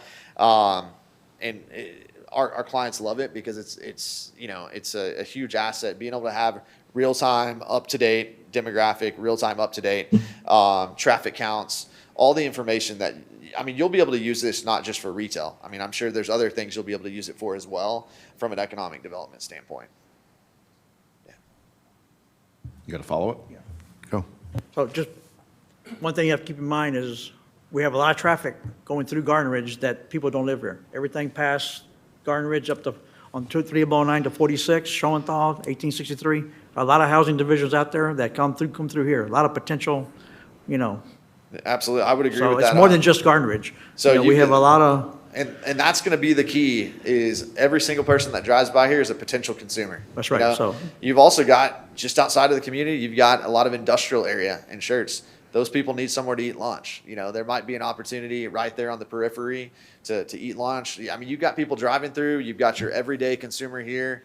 The trade area, which is that area you're going to pull people from, is going to be much larger than the city limits. the other thing I have is, we're probably the only city around the area that doesn't have an economic development corporation or a committee. I don't know why we don't have one, what the issues are. I think we probably ought to look into some of that instead of council being involved in that. I think we ought to have a committee or something. So I don't know, just something, a side issue, but I think it's something we probably need to discuss at some point, I'll leave it to y'all to do that. Go ahead, Brian. So, if I'm a constituent listening to your presentation right now, I think one of the things I'd ask is, well, can you guarantee the city with the cost of, I think it's $23,000? In other words, they think what the concern would be, we're writing a check for this amount. What is the city going to get in return? It's a lot of money. Yeah, it's not nothing. It's a lot of money. So, what is the city going to get in return for this, or the community is what I would want. They probably would want to know that. Sure. It's a great question. I know I would. So. Yeah, great question. So we don't guarantee that we're going to bring a retailer in. We don't guarantee we're going to bring a restaurant in. But through this process, we keep track of every conversation we have. So if we become engaged with you all, we get to work with you. We have a project management system where we keep track of every restaurant, every retailer, every developer, every investor. So you're going to know in real time who we're talking to and what those conversations are. So even though we might not, even though we can't guarantee, hey, we're going to land 5 restaurants, you're going to know where we stand with each restaurant. And if they said no, here's why they said no, right? Or if they're a maybe, here's why they're a maybe. But the way that we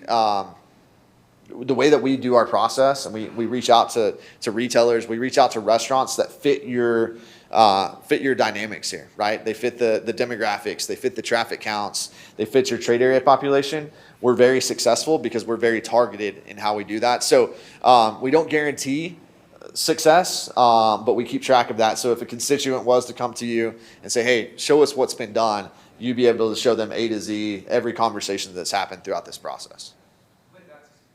Access to that dashboard you were showing us. That's a great question. So in a lot of communities, they'll have an economic development director that would typically be that kind of one point of contact for us. In your case, I would recommend maybe forming a couple of people that are like the main contacts, or maybe it goes to you, Mayor, and you distribute it to council. We can password protect that. The thing you don't want necessarily is that information getting out too early, right? If there's a deal happening or something moving along there. So that would be up to y'all to decide. Typically it's 1 or 2, maybe an economic development director, maybe a city manager, and then they distribute that information. But if we get a chance to work with you, we can figure out how does that team work and who has access to that. But it's updated in real time. So if you're like me, it's 2 a.m. and you want to know where do we stand with this restaurant, I mean, you could call or text me, but you can also go into that system and you can see that. Thank you. Council, anything else for Aaron? One more. How would you see us complementing? We're in the search for a new city manager, right? And so we're in that process. How do you see this complementing that? Yeah. What are your thoughts on that? Absolutely. And I did some of my background research ahead of time, and I knew y'all were going through kind of the city manager search process and those sort of things. Using a great firm that I know well. I think, again, back to the point of timing, it takes time to land retailers and restaurants. You very well, you could delay this process until you hire a new city manager. However, you're going to want to, in my opinion, you'd want to be somewhat further along in the process. Anybody that you hire, I would think you'd want to have at least some sort of economic development foresight, or looking to the future, looking to improve the quality of life, those things. So I think it would work hand in hand, going ahead and starting on this process, so that when that city manager comes in, we can brief them, we can update them on what's been happening, and get them in immediately working through the process. So again, it takes time, but when that new city manager is hired, if we're working together, we'd want to sit down with them, educate them on the process, educate them on what retailers and restaurants. I think, did you say March or April or something like that is the timing on something like this? We'd be able to bring them in and say, hey, here's what's happened in the last 4 months, and hopefully already have some retailers and restaurants on the hook by then. That would be great to bring the city manager in at that point, and try to maybe help close the deal, or at least make some introductions that way. How important do you, in your opinion, how important do you think us making this next show, this next conference is to? Yeah, that's a good question. So the question was, how important is that ICSC conference that's going to happen at the end of January in Dallas? It happens once a year. So if you don't make it to this one, you got to wait another year, right? And again, that recruitment process takes time. There's a lot of retail and a lot of restaurants going up all around you. And I think that competition aspect of it is, you want to get it, in my opinion, if you're wanting to be aggressive and you want to get in front of some of these prospects, I think the January conference is important. Is it the end of the world if you don't make it? No. But I think if you could get in there and get in front of some of these prospects by then, I think timing works well with all that competition coming up around you. Just to piggyback off of, I'm sorry, Lisa, did you want to? I was going to piggyback off of Kelly. He had brought up a good point. If this was to go in effect, we're looking at trying to fill a city manager position in around, I think, March or April. So how would this, when would this go into effect or went into play with that city manager starting in, let's say, April? Would you guys already have hit the ground running on this, or is this something where, as they're transitioning in, you're transitioning in as well? Yeah, that's a good question. No, Timeframe. I just because I know what's going on in this surrounding area around you, and just how fast development's happening and new retailers and restaurants coming in, my opinion, we would hit the ground running. So, within the first 30 days of working together, we'd already have all the analysis and the data, the reports, everything we need to go out there and recruit. My goal would be to start recruiting on your behalf within the first month. So within the first 20 to 30 days, we'd be doing outreach to prospects. So by the time that city manager was to start 3-4 months down the road from now, we'd already be well along in this process. And then again, we could bring them up to speed on what's happened so far, and then what the plan is for the future. Yeah. I've just got like 3 comments. They're kind of all over the place. Wanted to remind you that I think when we initially spoke, I told you that we've got Natural Bridge Caverns, right? Right. Going down 3009, they've got 400,000 visitors a year. So, Yep. I mean, again, I think that's a great opportunity for us to capture, Those people need places to eat. They need do, places- they yeah. do. I mean, now, I think we've probably all been to the caverns. I've never spent all day there, so it'd be nice if people visiting had, Absolutely. something else to do. As far as the cost goes, and we spoke about this on the Zoom call. If we land one restaurant, one store, their sales tax, has paid for, the cost of this service. So, and I'm assuming that we'd probably land more than one. At least that would certainly be the goal. Sure. The other thing, as far as regards to the city manager, and again, we talked about this, and Kelly and I talked about this. Obviously, it's a priority for us to have for us to have a city manager that has some economic development experience. But I think this gives them a heads up, right? You know, they come in and they've got something in place for them to follow and to continue to work on, and not starting from scratch. And much of the first couple of months in our conversation are, you know, market analysis, you know, attending the conference, getting everything together. So I think we would be several steps down the road when the city manager started.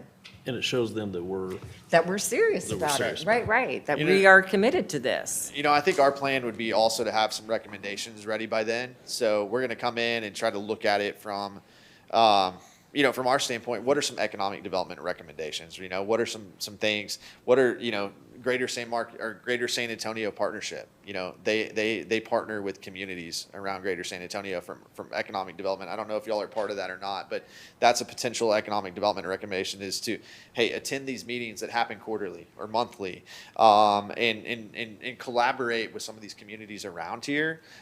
Even though you're competing with them from a retail standpoint, there's some opportunities there as well. So I think in those first couple of months, we would come in and make not only economic development recommendations, but also community development recommendations based on what our team sees from our standpoint.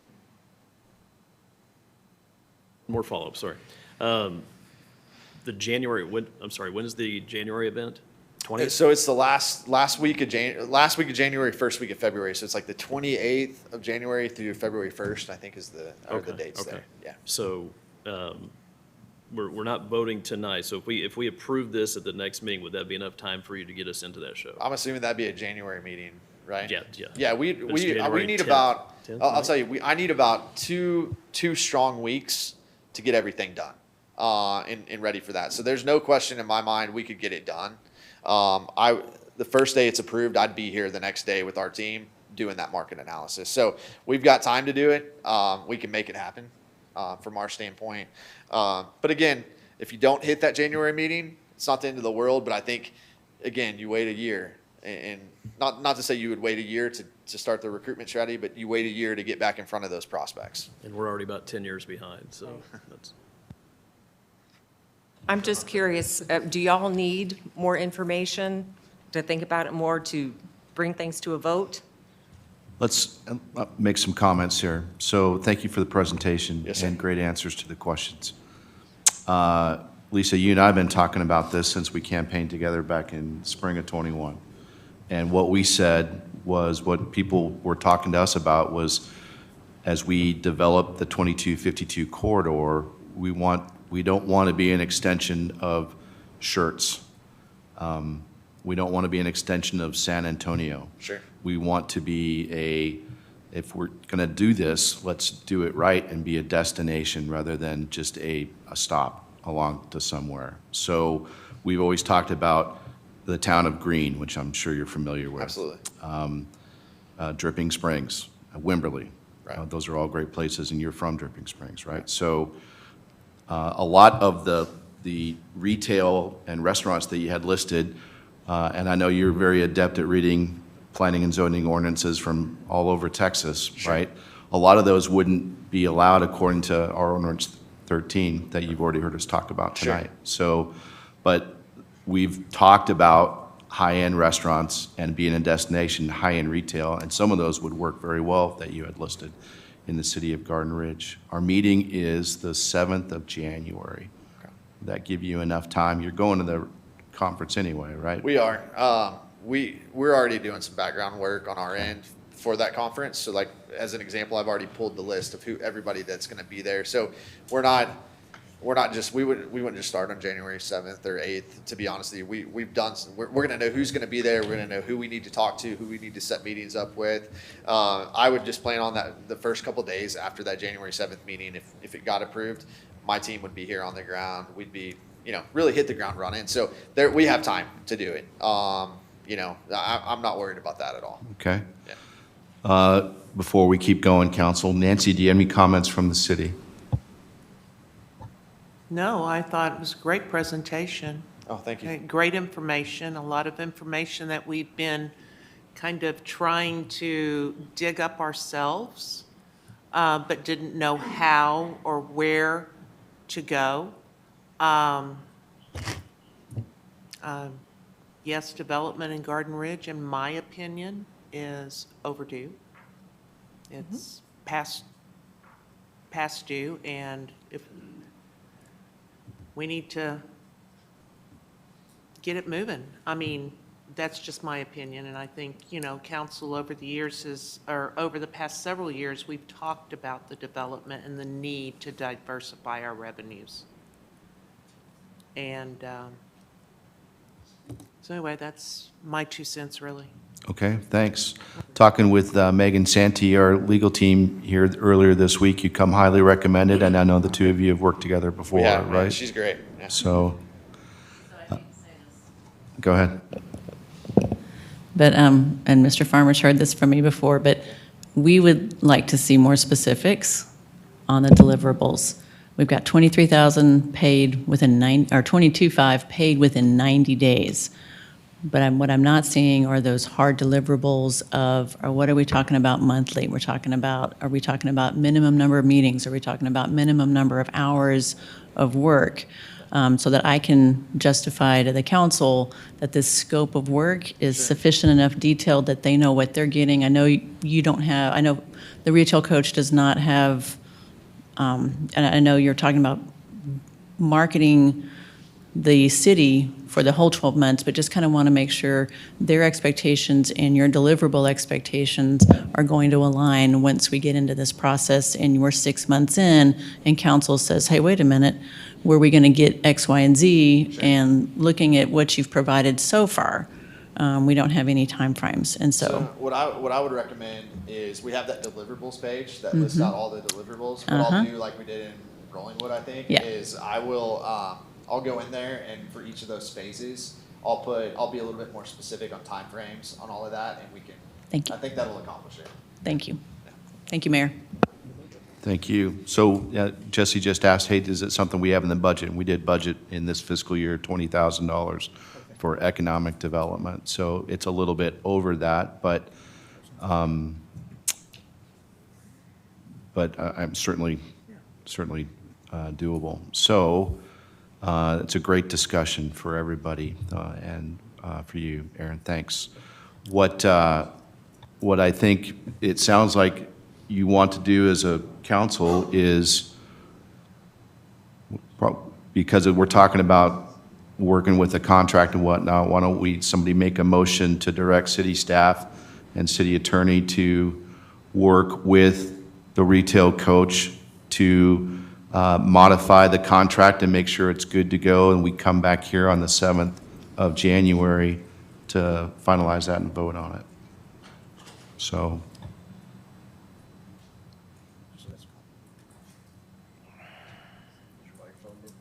No, I'm just thinking of how to phrase this.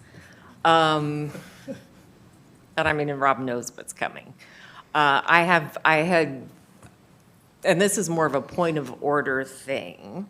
I had requested clarification several times. Kelly and I had asked that we get both the presentation and the contract in the agenda packet.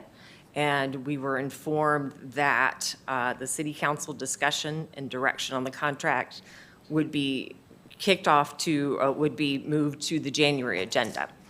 So I asked for clarification about that because our normal procedure is, according to our code of ethics, is that two council members bring forward an agenda item, and as long as it's done within time, then that agenda item goes on the agenda, if it meets that criteria.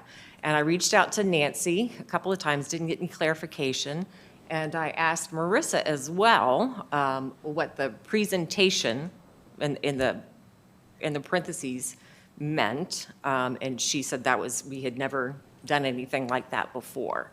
So I'm just looking at clarification on how this is, I'm great with continuing the discussion next month, but next month I don't want there to be some other kind of roadblock in the way when Kelly and I have worked hard to get something on the agenda. We are working, if you guys make a motion to direct city staff and city attorney to work with the retail coach to finalize a contract and bring it to us, Okay. that's what we're doing. Okay. So your point is noted, but we're continuing on if we can get a motion. Do you have a Okay, motion? quickly, just as far as point of order goes, when we're getting the item on the agenda, do you have the final say-so on what gets on the agenda, or is that something that council members can continue to anticipate? So Megan, do you want to answer that? We talked about it earlier this week. I spoke with Megan as well. So my response was, you do have an ethics ordinance, which predates your home rule charter. Your home rule charter identifies that the mayor is the presiding officer for purposes of the meetings. I felt like in discussing it with Councilmember Swint and in discussing it with you, Mayor, that the language you do have in your current ordinance can be read more than one way. And so at that point in time, I'm not comfortable saying that your ordinance is so specific that irrespective of what is asked for to be put on the agenda, it must be put on there in the exact way the council member asks for it.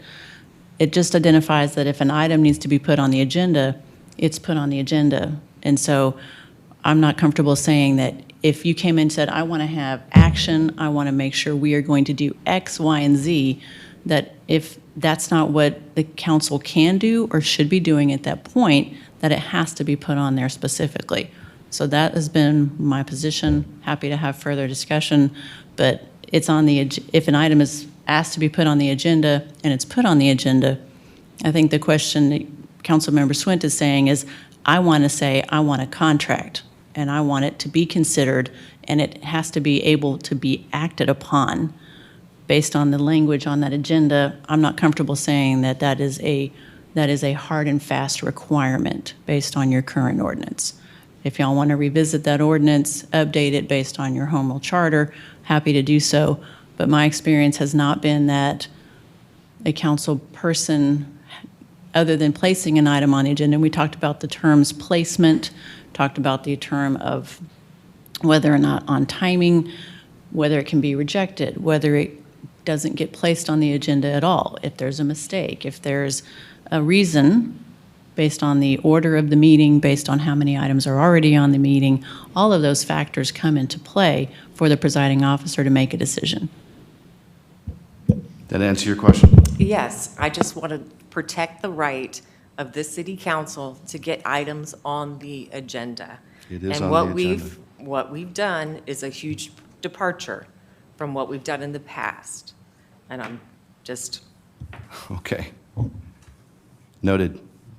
Council, is there a motion to direct city staff and city attorney to work with the retail coach to formalize a contract that we can talk about in January and hopefully approve? Is there a motion?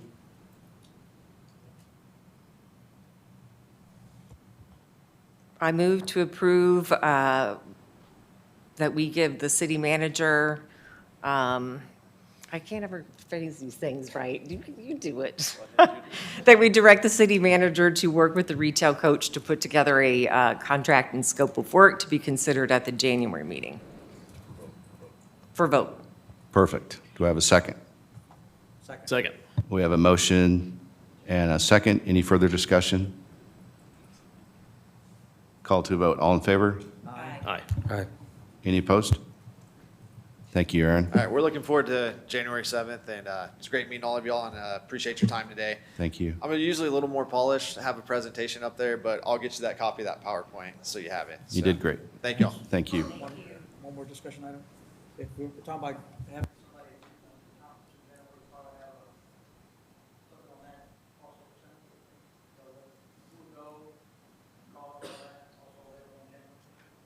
does, in the contract or in the scope of work, it does talk about how much that would cost, estimated.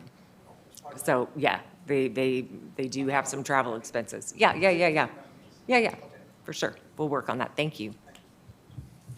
All right, moving on. 9B, ordinance number 168-10, 2013, an ordinance of the City of Garden Ridge, Texas, authorizing city employees to use golf carts or utility vehicles on certain public streets, authorizing members of the public to use golf carts on certain public streets only when such use is in participation of the city-sponsored annual 4th of July parade, authorizing members of the public to use golf carts or recreational off-highway vehicles on certain private streets in gated subdivisions, and providing for an effective date, repealer clause, preemptive clause, preemption clause, severability, and proper notice and meeting.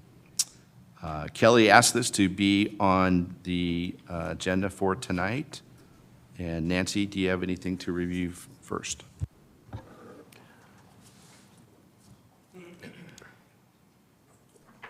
We've received, some phone calls. We had a gentleman spoke during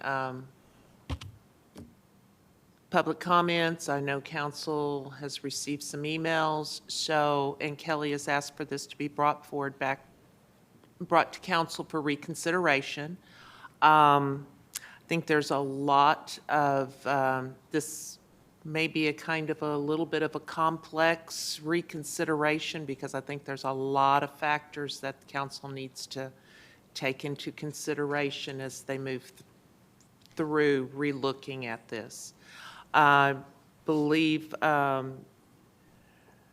Assistant Chief Bellinger may have some information that he may be ready to pass forward to council, a few comments that he would like council to take into consideration when they're relooking at this ordinance. So give it to y'all. Kelly, you wanted this on the agenda? We've been talking about this for a while. Go ahead. Yes, sir. Thank you, Mayor. So starting from the day that I threw my name in the hat for Council Place One, I've had probably hundreds of citizens, residents of Garden Ridge asking, when are we going to get the golf cart thing passed? And so I made a promise that we would research and look into it to see if it's a viable thing. And so, obviously not asking for a vote today. This is in discussion, obviously, but so I did some research on my end, and Chief and I visited last year, the beginning of this year, and we talked. And I know I know there's concerns on his side, definitely, right? So I've done my own research as far as, what has Cibolo done, what has New Braunfels done, and my thought process was, if those two cities can make it work, could we make it work, right? We don't have the traffic count that they have in their downtown areas, et cetera. So, and what I'm hearing from a lot of our residents is, look, I just want to go see, I want to go see John and Cindy. I live in Wildwood. I want to go to George Ranch and see my friends. I want to hop on the golf cart, head over there. I'm not hearing people say, I want to jump, try to cross 2252 or any of those, any of the highways. But, and it is complex, because we know there's certain areas of Garden Ridge that this wouldn't apply to at all. I mean, because they can't cross 3009, right? They can't cross 2252. But just in researching some of these, I mean, the first thing is obviously, what quantifies, or what makes a golf cart street legal, right? So we run into those. The different, and they obviously modify these out to where they're street legal, from the lights to the rear lights to the triangle warning sign. I'm sure there's a more scientific name for it, but I call it the triangle warning sign thingy. The two mirrors. I looked at one city and they talked about having blinkers and directional blinkers. So I've got to look more into that. I talked with So when I talked with Chief, he said, what are we going to, he goes, how do we address certain parts of Batcave, though? He goes, that's one, this is one thing he came to me after we talked, and he said, how do we address Batcave? Because part of that's city, part of that's county. And so I talked with Deputy Ruiz and then Sergeant Shelley up Comal Sheriff's Office, and believe it or not, there's a lot of some of the folks from our sheriff's office didn't realize that part of this is county and part is city, right? A lot of them thought that it was all city, and didn't realize it became city and back again. So I opened their eyes to that, which was great, and so Deputy Ruiz came out and actually drove it and everything. And I said, so if somebody crosses Batcave, because that was Chief and I's big question, somebody crosses Batcave from Wildwind, is that against the law to cross that? Or is it against the law to drive down Batcave over to Shanethal, right? So I was told by them it's not illegal, that they actually can, as long as it's 35 miles an hour or under. They said, obviously, they're not going to pull people over unless they're acting crazy or they don't have the proper lights. I mean, they will cite people if they're not abiding by the law, which is great, right? But he said it, he said it perfectly. If I see somebody swerving around and throwing beer cans out the back, yeah, they're getting pulled over.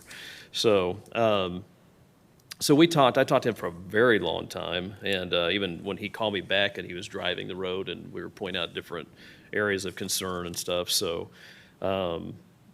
so that was a great conversation. So like I said, this is more fact-finding right now, wanting to hear everybody's sides of it. I know this is very complex because we do have, we've got a lot of roads that kind of cross through the middle of the city. I understand that.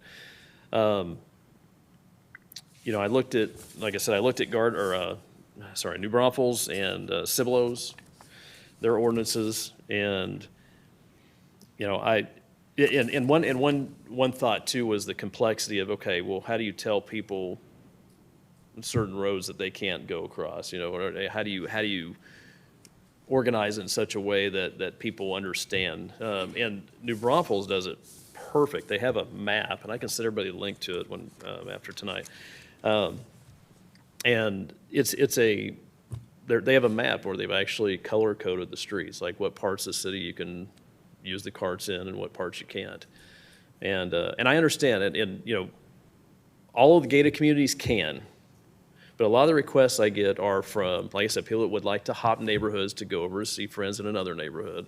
But a lot of people in the Forest Waters area. So they're like, I can't. They're like, I can't get on.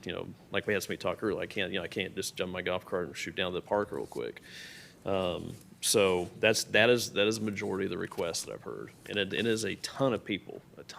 I've never had somebody come up to me and say, "Hey, I heard you guys might be looking at the golf cart thing, and we don't want that." I mean, it's everybody's like, why can't we do this? Why can we not do this? And I explained to them, it is complex, but but I made a promise to our residents that I was going to do my due diligence on this, and so that's what I'm doing.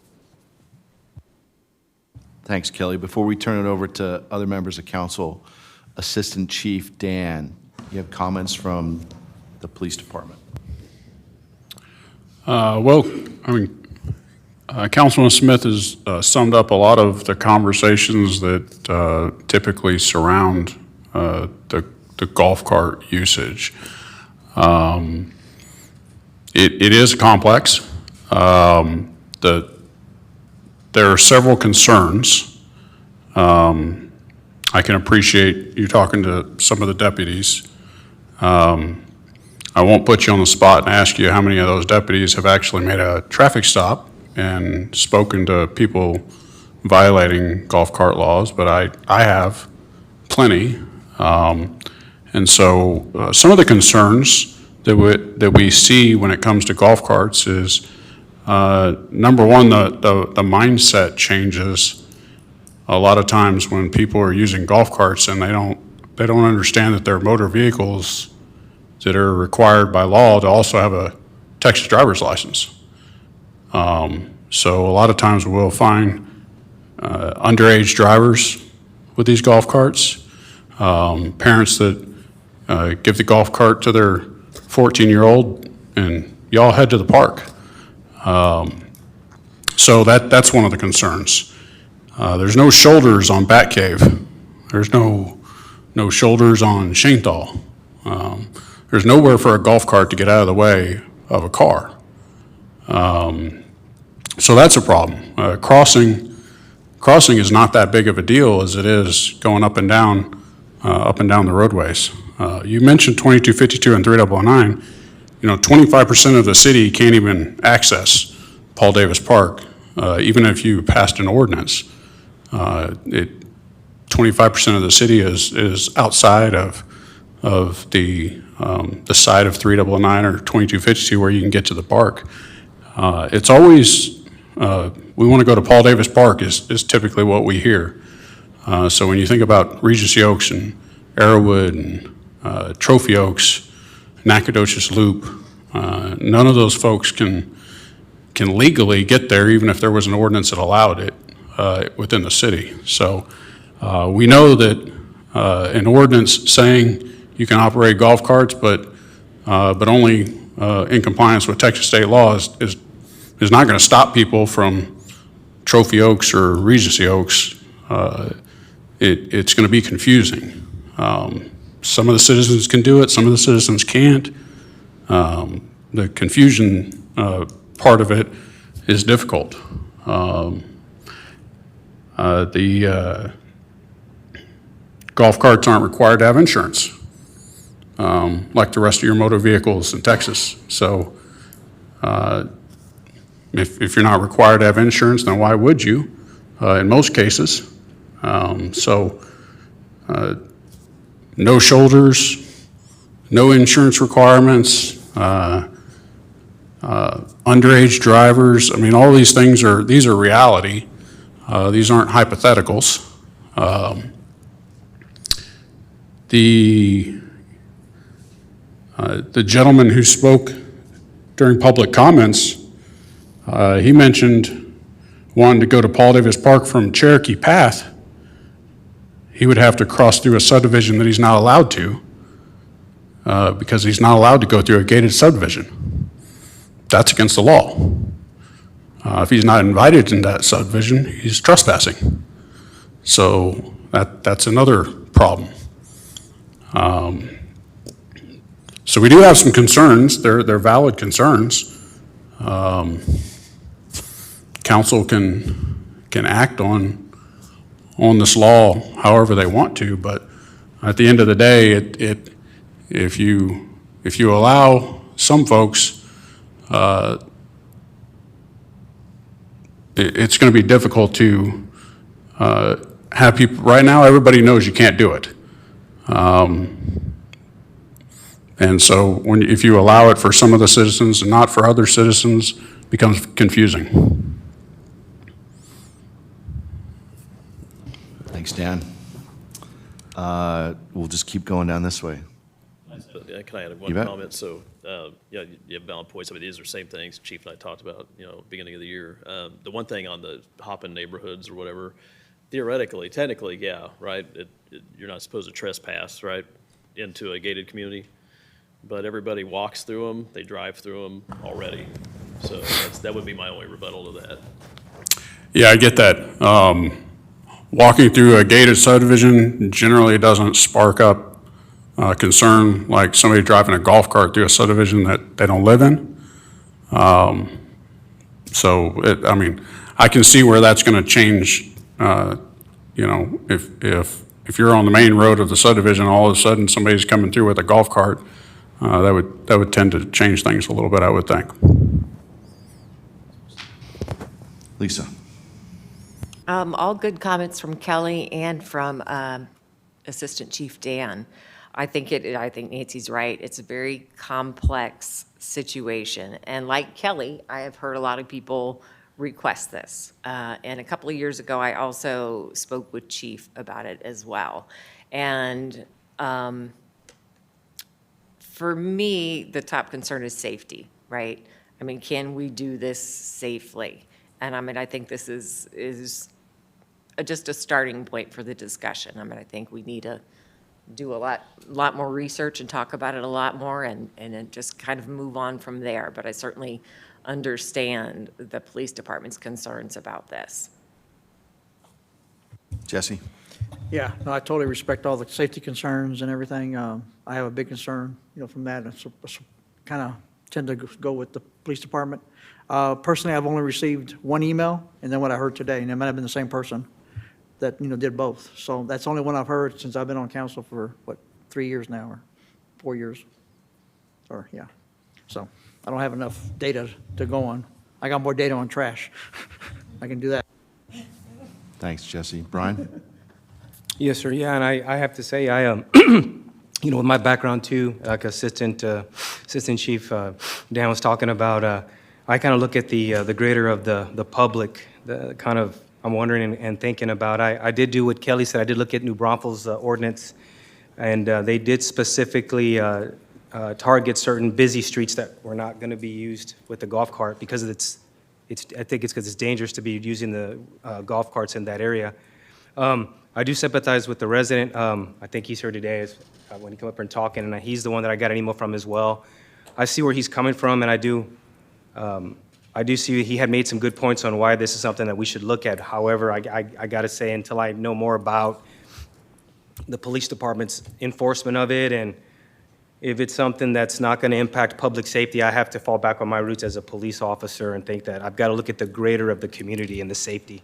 So I don't think it's an issue. I don't know if it's going to be a dead issue, but I think it's something, and no pun intended, right? But I think it's something that maybe we sit down and see if we can look at, maybe being more specific with what we can do. But at the same time, it's so complex that even if you are, he makes a good point. Somebody may not relate that to where they're at. So, and I understand why this has been a situation where it keeps going in a circle on trying to get this revised or looked at. So.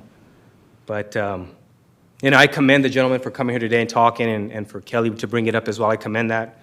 I'm of the inclination that I think there's always a good time for sometimes change is a good thing. I just don't know if right now if this is something we can do with, I think we're still trying to fill vacancies too, right, with police officers? And I just know that it'd be the enforcement of my end as well to think about how do we enforce this, and how many calls are they handling with calls for service? Do they have people to actually watch this if somebody doesn't follow the rules? Because, I'll tell y'all right now, 99% of the people will follow the rules. It's that 1% that doesn't, and then something bad happens, and then the city can get sued, right? Or something. That's kind of what I'm looking at, or the department wasn't there to stop it. So that's kind of my feedback on that. I didn't think it was a bad idea to present it. I think it's a good idea to look at it, but it may not be something that we can do right now. Maybe in the future. That's my 2 cents, Mayor. So, thank you. I do have a follow-up question based on what Councilmember Reyes just said. Is there a liability issue for the city, Megan? Is there a liability issue for the city? Well, so the question would be is if we have an appropriately adopted ordinance that meets all the state's requirements and parameters, because even under, I was just checking the transportation code, and even if the city determines, because right now under state law, a golf cart operator is allowed to cross a highway with a speed of greater than 35 miles an hour if it's at an intersection, but it's only to cross it. But TxDOT can also come back in and say they're going to prohibit it if they have concerns. And I think what I'm hearing is with 2252 and 3009, there's probably going to be limited opportunities for there to be intersection crossings with golf carts if the city approves them in conformance with the transportation code within the city streets, but also TxDOT could still come back and prohibit it. And so I think if you do allow it, or if you do pass an ordinance, we can certainly look at that, but if someone is following the ordinance and the city is enforcing its ordinance consistently, I'm going to weigh in favor of the city still having that governmental immunity, but there's so many factors that can go into play as to whether or not we know there's dangers or if there's any type of premise conditions with the city right away that is also contributing to any line of sight, other type of safety hazards, or if we know people are not just crossing at an intersection on 2252 or 3009, but they're driving down it, or they're trying to drive on a shoulder, or they're trying to do anything that isn't allowed under the transportation code. And then we are put in a position of having to ensure we've got PD out there whenever we get notice. You've got a lot of moving parts, so I'm not comfortable saying that yes, we do, or no, we don't, 100%. I think we have minimal liability if we're doing it properly. In the Thank you, that was interest, helpful. in the interest of transparency here, within the city limits, we don't have any intersections that you could cross that are greater than 35 miles an hour. So when you think about like Trophy Oaks, there's nowhere to cross the highway. So the allowance is there by law, but we don't have any intersections like that. Okay, those were great discussions. Kelly, you wanted this on the agenda. What do you see going forward? Well, what would be the next step? Do we create another item on the agenda for, like we do with EDC and stuff, like economic development, and assign 2 project managers to it and research it more? Or, what would be the next step, do you think?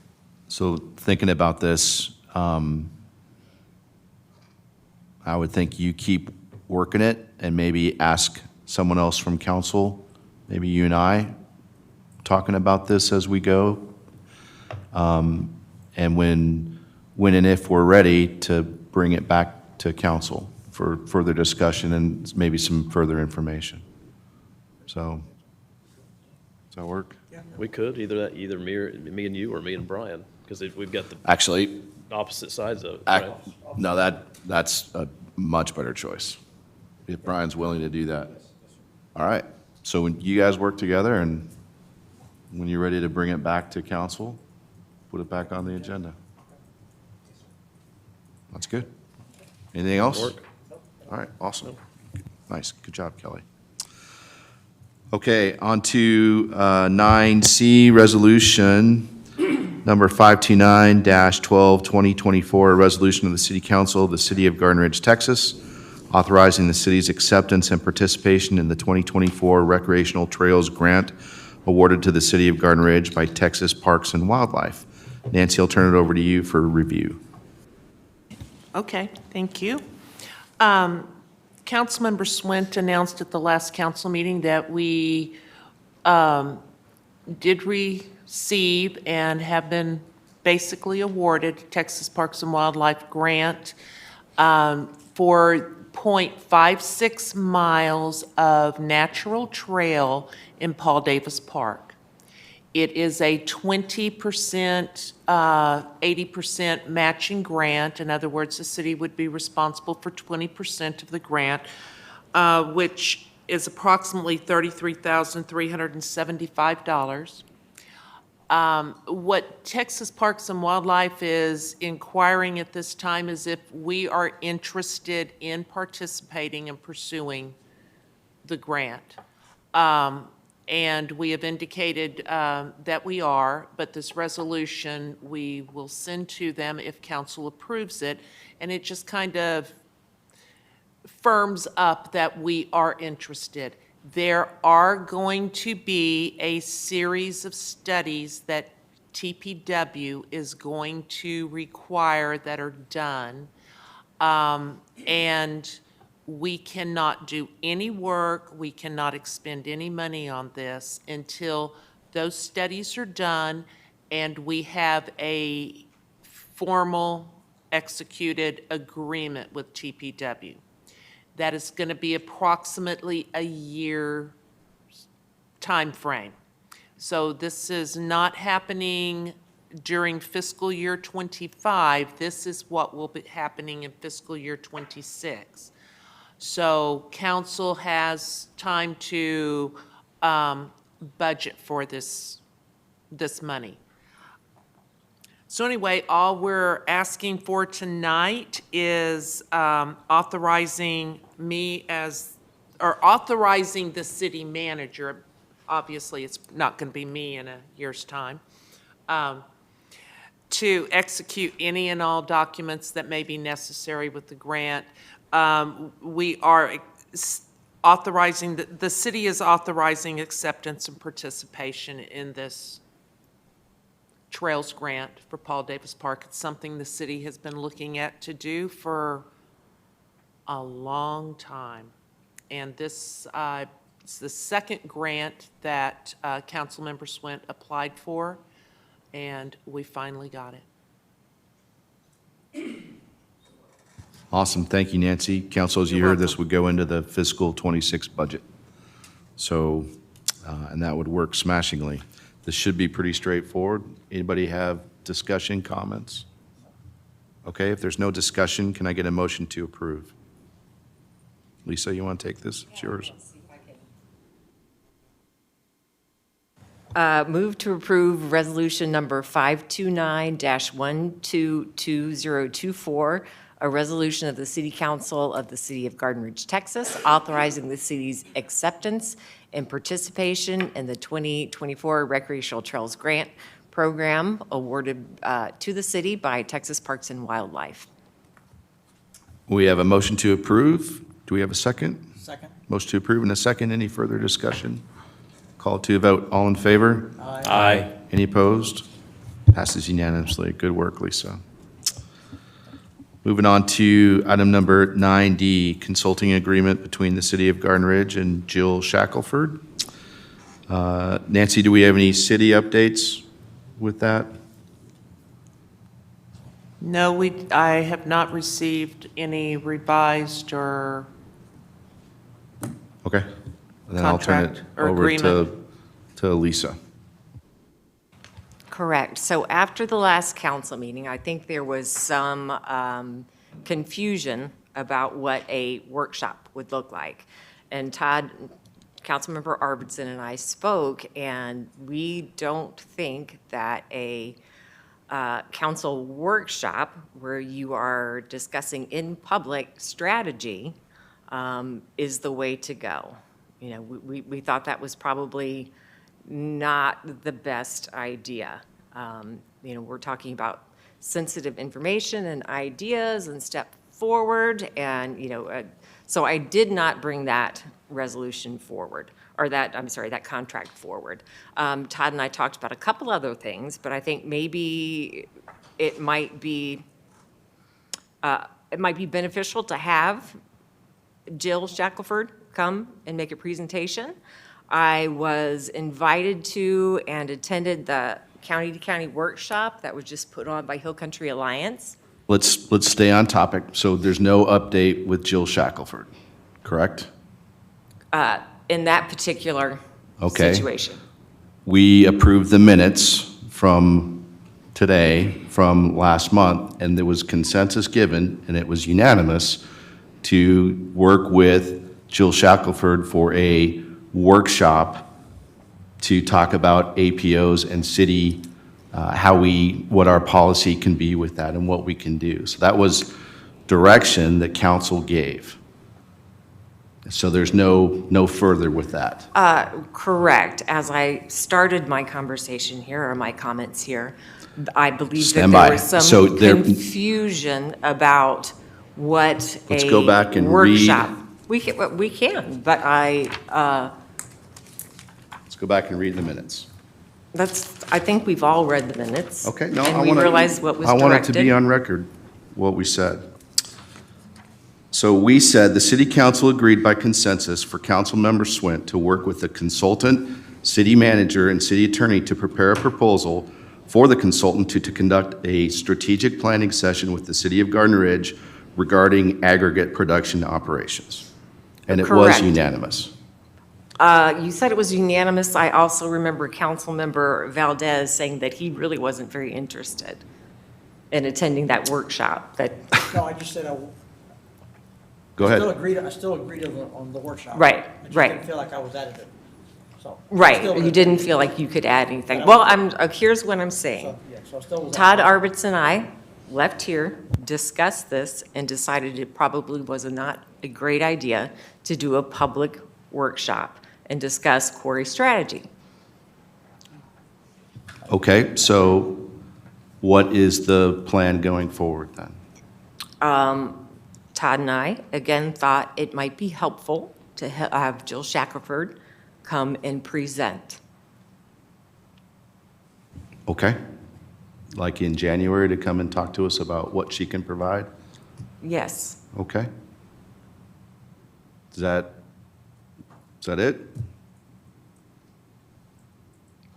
Okay. So I have a comment that, actually, Megan, anything to add on this?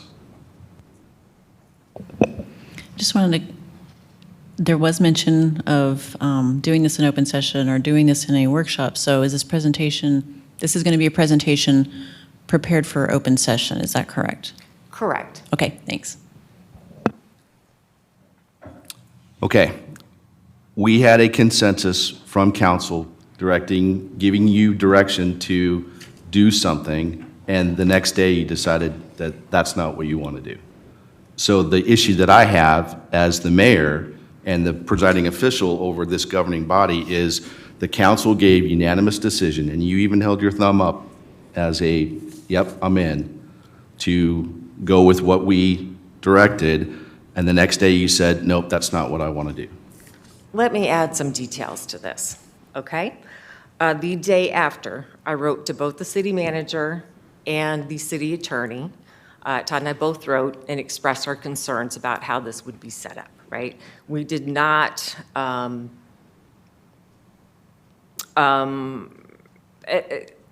we both expressed our concerns that this is probably not the best venue for a public workshop. It's probably not the best venue for this topic. Wrote that the day after the council meeting. I continued to ask various questions about how this would work. Could I bring something else? What did I need to do? On November 19th, which is the day before the council meeting, I got a clarification email from the city manager saying that the contract will remain on the December council agenda. So the day before the council meeting, the day before that all of the agenda items were due, I got clarification from the city manager. Again, as I mentioned last time, I don't write legal contracts. This is not what I do. So I got clarification the day before that it needed to be in the next day.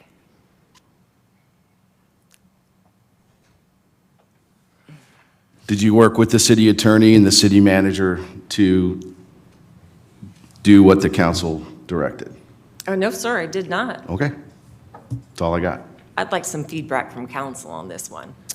We're going to continue on with comments from council. Are you guys, or do you have comments overall? I'll start on that end. Brian.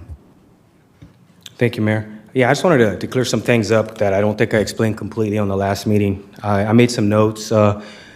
First, I want the Garden Ridge community to know that I fully support their concerns about the quarry. I did not mean to come across as that I do not have concerns about it, because I do. I was merely expressing my concerns about the hiring of a consultant.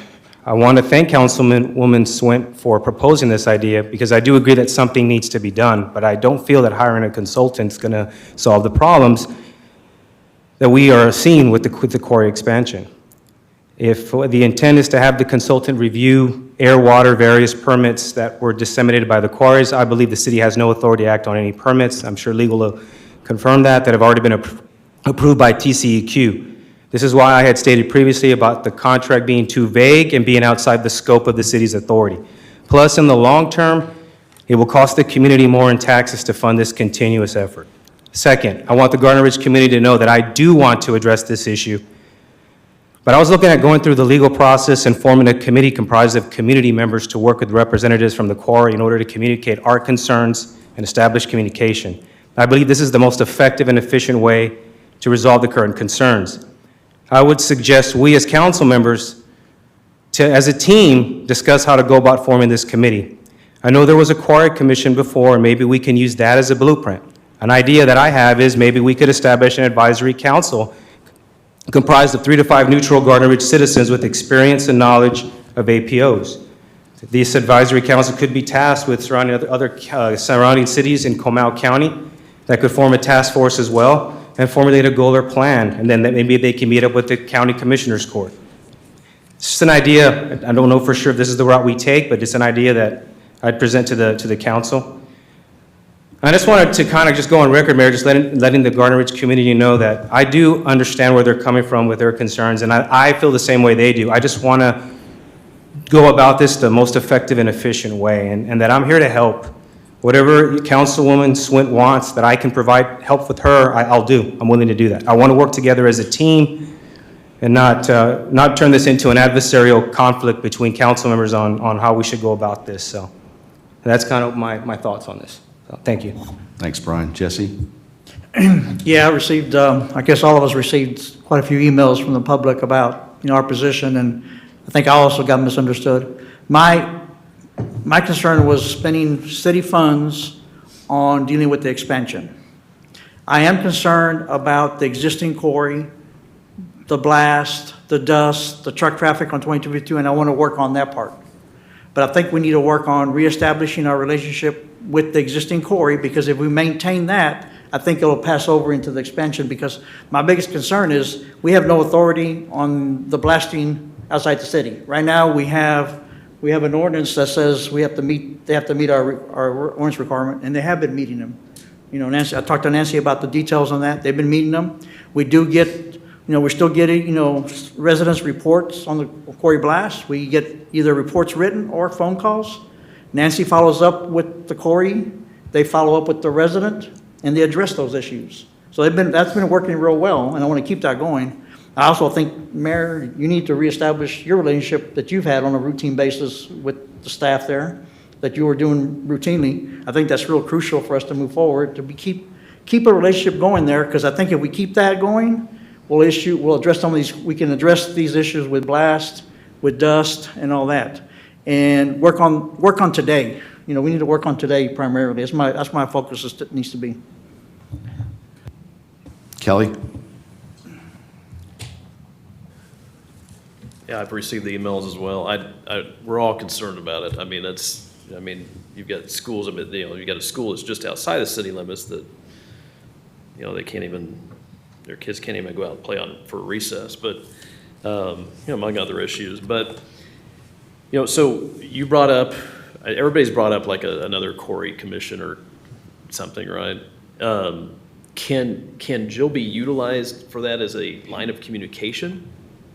Just to keep the lines open versus combative, Right. more She's of not a combative. liaison. Right, so let's circle all the way back just about, and I can answer, I watched the meeting again, and there were some questions about county and county authority and what can and cannot do, so I wanted to address those. The very first meeting that we had on this subject matter, and Nancy attended, we had various groups, Hill Country Alliance, Bracken Bat Cave, Great Springs. We had, 6 or 7 represented, TRAM, 6 or 7 different groups here. And the very first takeaway we had from that was, hey, can we develop some kind of county commission, some kind of county APO commission to work on this? Fast forward, some of y'all know that Scott Hogg, while I speak with him on and he's helpful. We email probably 3 or 4 times a month on things, but he has a very hard line on what he believes county authority covers. And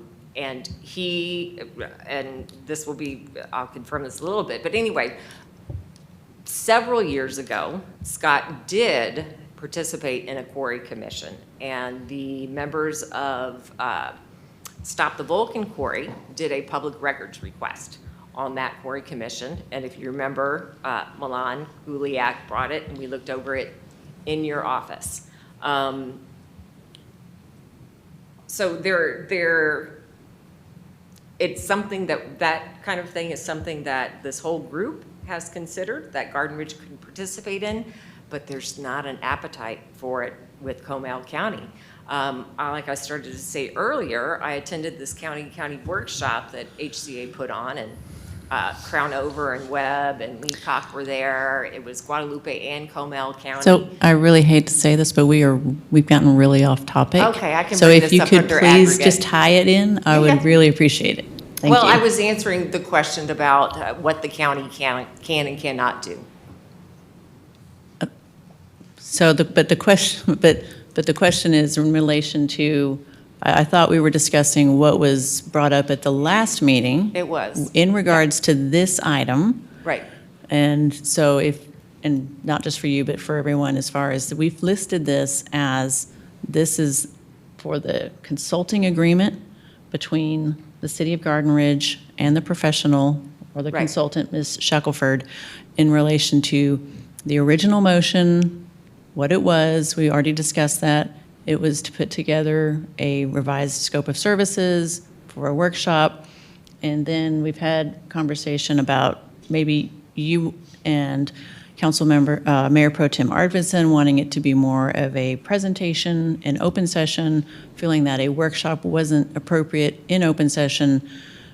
And so if we can just focus on what do we or do we not want the consultant to do, or whether or not we do or do not want to go forward? Do we want to entertain another motion to change the motion? But right now, we have an approved motion from the council from last meeting authorizing something to happen or transpire. And so, as just for purposes of, I only want to interrupt once so that you can continue, but just what do you all foresee in coming out of this item with any action, whether it's to staff or whether it's to table it or whether it's to just leave it on the agenda and go back to Ms. Shackelford maybe with a revised scope request from council? Those are all options based on what the discussion has been so far. But if we could please just try to keep it focused on the services she is providing, the direction council has given, and it's back on the agenda for all council members, I would appreciate it. If not, that's fine, but that's No. just legal's request. Right, no, Lisa, I'm certainly. gonna jump in here. Thank you, Megan, for that point, and give my opinion, and then we're gonna talk about what we do next. So we need to work with the quarry. Working against the quarry isn't gonna do anything for us. We work with the quarry. I still think a strategic planning session in open session, an open meeting discussing with Jill Shackelford, who has tremendous experience in APOs, is a good way to go. But we do it in an open forum and not something to try and work into a closed session. We have nothing to hide from the quarry. We need to work with them. We all have the concerns about the blasting. That was the primary mission of the Quarry Commission, was to help regulate through an ordinance and working with the quarry to regulate their blasting. And we were successful with that. And the only closed session we had that I know of with the Quarry Commission was briefly to talk about decommissioning them because they had served their charter. And it was a redundant process for the city and costing us a lot of hours of extra work to do what the city was already doing through the ordinance. And we worked with the quarry for that. And I think in order to address these concerns that we all have concerns about with the blasting, increase in trucks, hey, what's going to happen with their nearly 1,100 acres that they purchased outside the city limits? I think that needs to be an open session, and it needs to be a discussion that we have with the quarry to get them to work with us. So with the blasting, it's getting closer to Trophy Oaks, like we've all heard about, and we're working with those residents and making sure that the quarry is talking with them, to include Bill Sally and to include LB. So I think we need to do that in open session to work together to help address those concerns. So, and the council gave direction to do exactly that, and you and Todd said, nope, we don't want to do that. So what we need to do now is decide as a governing body where we want to go with Jill Shackelford. And you had suggested a presentation from her at the next council meeting, which would be great. I'd love to hear her speak and what she could provide for the city and the residents of Garden Ridge. Okay, so I never suggested a closed session either. What Todd and I talked about was Todd and I meeting with Jill Shackelford to discuss strategy, to discuss options, and then bringing those to council in a way that wouldn't be playing our hand in public. That is what Todd and I spoke about. So playing our hand, that's not working with the quarry. We're not trying to go against them. We want to work with them for the benefit of our residents. And I think agree that with needs to that. be an open session. And playing our hand, I disagree with that I completely comment. disagree with open session. You mean you disagree with closed With session? having this in this kind of public workshop in an open session. Okay. We know you disagree, even though it was unanimous consensus to do that. Council, where do you want to go next? Do you want a presentation from Jill Shackelford on what she can provide us? Sure. Give us your input. Brian? Yeah, that's fine. I guess I don't want to get ahead of ourselves on this. I mean, that's fine, but is it leading to what y'all are discussing about an open session later on from the PowerPoint presentation? Or are we just taking it one step at a time where she presents and then we decide what we do from there? Is that kind of? So it would be a presentation from Jill Shackelford to us, just like the retail coach did and Aaron Farmer. Oh, okay. But it wouldn't be an open, it wouldn't be open It's session? an open session, Okay. talking to us about her experience and what she could help provide for us as a council, for our residents in working with the quarry and addressing our concerns. And then from there, seeing in what ways we're going to utilize her. And Brian, I can speak more to what she is, I listened to her presentation and I started to speak about that and was redirected. So I can speak about that under aggregate operations and let you know a little bit more about what she spoke about and what she can offer. Okay.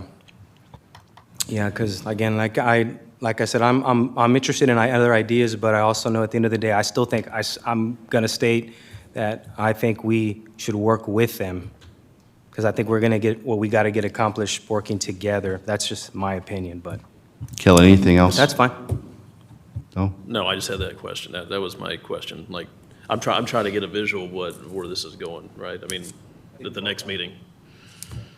So, A presentation from Jill Shackelford to us, talking about her experience and where she sees us going as we work with the quarry to address all of our concerns with them. right. So is that what you're wanting? Okay. Okay, so what is the consensus then specifically? That we would like city staff, the city manager, to coordinate with Jill Shackelford to provide a presentation to us, hopefully on the 7th of January, Tuesday the 7th, our next meeting. Does that work? Megan, please. I'm sorry, could legal request, since we do have a motion that's been approved that has asked for or directed her to come back with a revised scope of work, just like with the retail coach who provided some deliverables, some things that they are wanting to do or would be doing for the compensation they're asking for, that can be a component of that presentation if she wants, because the council has given that direction. And not just a presentation, because it's just so, I don't want her to feel like she needs to show up and she needs to tell the council to give her her opinion or her advice for which she would normally receive compensation. She could give us her ideas, kind of pitch it like the retail coach did of here's what I can do for you, here's what my experience is, here's what I've done in other communities or other situations, and then kind of provide that more focused deliverable that we could then, if the council wanted to, plug it into a contract. That's what I think we're talking about. So what do you need from us legally to make that happen? I just wanted to make sure that if council was in agreement on that, just so there is no confusion after, the vote tonight, if there is a vote to provide that direction, that you are all in agreement on what you think you're going to be getting at the next meeting. And what's conveyed to her is consistent with what your understanding is of what she's going to be presenting. Okay, So so I'm would, good. do you want a motion or do you want just a consensus? If you can give direction, we've got minutes, we can also put it into a more formal, maybe a letter from the city, or at least make sure we've got the bullet points of what you are expecting from her. Okay. So if someone is ready to make a motion to direct city staff to work with Jill Shackelford to give us a presentation in January's meeting regarding her thoughts, her background, her scope of work, and what else, Megan, do we need to put in there? What she could provide to us, deliverables. What services she could provide the city of Garden Ridge, much like the retail coach did earlier. You ready to make a motion?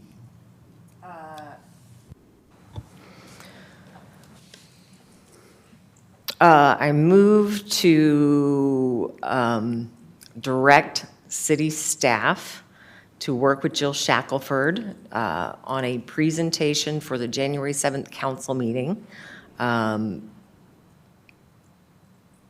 to include deliverables, scope of work.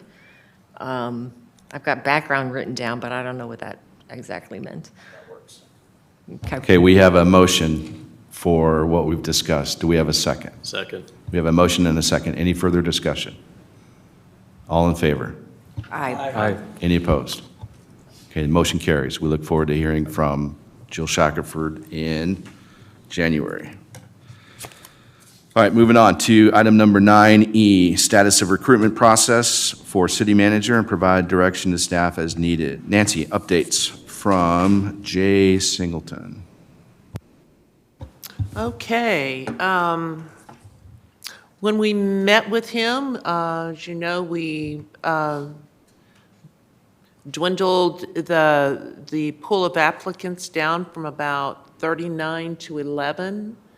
After that meeting, there was one applicant that did drop. And however, I believe that y'all were sent another information on another applicant from Mr. Singleton.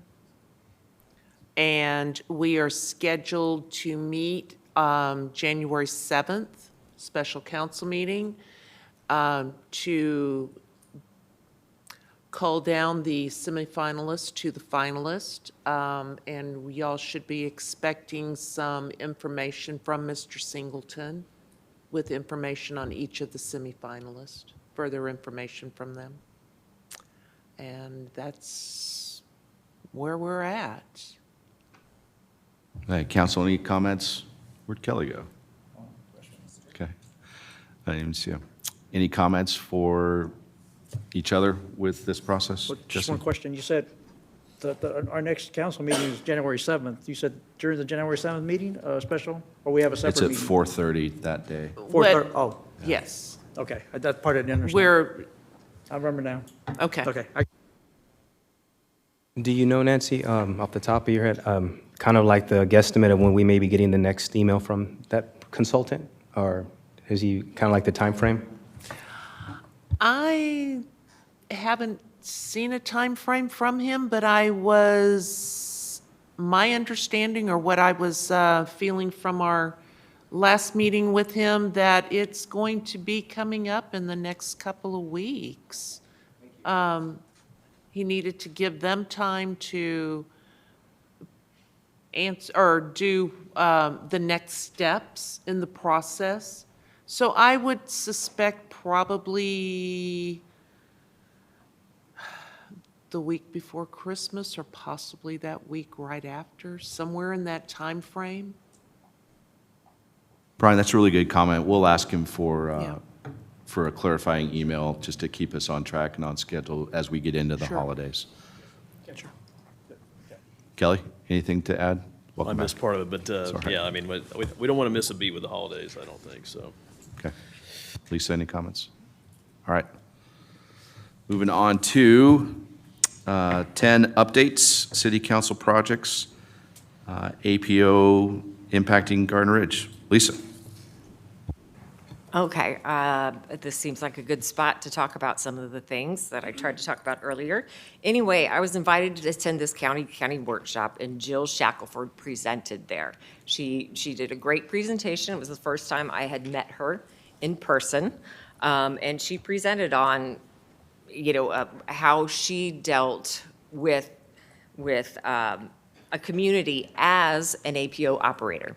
Her family, and she'll discuss this in her presentation, her family came from an asphalt plant background. And she, to augment that, started a quarry. And of course, like all quarries, her neighbors surrounding her got really upset. And there were TCQ permitting issues, lawsuits filed, and these kinds of things. So what she decided was, hey, I'm going to figure out how to work with the community. And she did it. I'll just give you a couple of examples of things that she did. She made it so that her gates closed. There were no trucks leaving that quarry property during school zone hours. She heard their concerns about the danger and the buses, and she said, all right, during school zone hours, those gates are closed. And the community obviously was very happy about that because, again, we hear lots of concerns about that traffic during the school. Another thing that she did was a different kind of, and again, I don't know all of these quarry terms, and she can explain this as well. There are different ways to process those rocks. Right? It's not necessarily, and the way that most of the people down here do is washing those rocks. There is a dry plant concept that she used that significantly reduced dust in the community. So there, and somebody in the audience, I don't think it was one of the county commissioners from Guadalupe County, one of the commissioners asked, well, how did this impact your bottom line? And she said she really felt that it improved her bottom line because she didn't have to spend the hours working on TCEQ stuff and fighting the permits and the lawsuits and, all of the disruption to her business that it caused. She did feel like it was beneficial to her bottom line and, developed a great relationship with the community. And that's what Jill Shackelford is all about. Jill Shackelford is all about trying to make the industry better. Now, as far as the county stuff, one of the things that Jen Crownover, who's one of our county commissioners, she is also the president of the County Judges and Commissioners Association. And at that same workshop I was at, she presented a series of resolutions that they had come up with to present at the legislative session. And the majority of them had to do with lack of authority, lack of regulation in the county. They have less authority as a county government to regulate quarries than we do as a city. As a city, if something's in our city limits, we can say, hey, here's the hours of operations, here's noise, this and that. They have none of that in the county. And believe me, Jen and Kevin Webb both said that, we get, what can we do? What can we do? We get yelled at all the time by our citizens saying, you got to do something about this. You've got to do something about this. So their hands are tied as well. It's not an easy situation, and all of this goes back to really legislating pushing our legislation, pushing legislative change. And again, I think I said last time that Commissioner Webb and I from the county had met with Donna Campbell's office and gone over legislation, and I have, submitted, some of those ideas to them, and we'll see, what happens, but they reflect what our citizens want. They reflect the concerns in the resolution, that we signed. Also, we've mentioned the Quarry Commission several times. So I did some research, as I like to do, went back into the old files, and that Quarry Commission achieved a lot. It was not, while the mission may have been just about blasting, if you look through those files, they worked with the quarry on, a berm and trophy oaks to limit noise and vibration impacts. They worked on the direction of blasting, so there were less impacts in Trophy Oaks and Regency Oaks. They educated the public. They also called for people to participate in the legislative process. And they said, this is a concern, reach out to your, to your representatives. And in each meeting, there was, they presented a map of where the blasting was taking place, which I think was really beneficial to our citizens, just as far as transparency, what's happening, when is it happening. So when that Quarry Commission was disbanded, things really went south pretty fast. 2252 down Quarry Row, more trucks, more dust. So, I mean, I'm not suggesting that we renew the Quarry Commission, but there may be, and I hear advisory council, those kinds of things, there may be an option for like a technical advisory committee that when there are WPAPs that need to be read, permitting, there's issues that, they can convey, from the citizens, to the quarry in a professional manner. I think we've lost something in that citizen quarry connection, right? They had kind of had direct. I wouldn't want to say access, but they had a closer kind. Our citizens had a closer kind of relationship when that commission was ongoing. So yeah, I think, having read everything that the Quarry Mission did, I was super, super impressed. And as far as working with Heidelberg, Jill Shackelford referred me to one of her friends there who's an executive, and Todd and I reached out to him. We're looking at trying to get a meeting set up in January. We've had a couple good email conversations, and I mean, they're not hostile. I let him know that we are, as Hank mentioned, that we are putting together a group with TxDOT and AMPO and the city of Schertz and us to talk about the truck traffic concerns, right? And he understands that. I've sent him, video of what it looks like down there. And I said, listen, I'll get back to you, see if there's some areas that we can collaborate. Again, one of the purposes with Jill Shackelford is she speaks that language, She can say, oh, well, legally they could do X, Y, and Z, right? They could do this to adjust. I don't know those things, right? She could say, well, hey, the law is, or they could do, like I said, I just don't know that language, and she does, and she has those relationships. This person at Heidelberg is a friend of hers, that she's got a great working relationship with. So, all of that is ongoing. And I'm confident that we can make some progress with or without Jill Shackelford, frankly. Okay, thanks.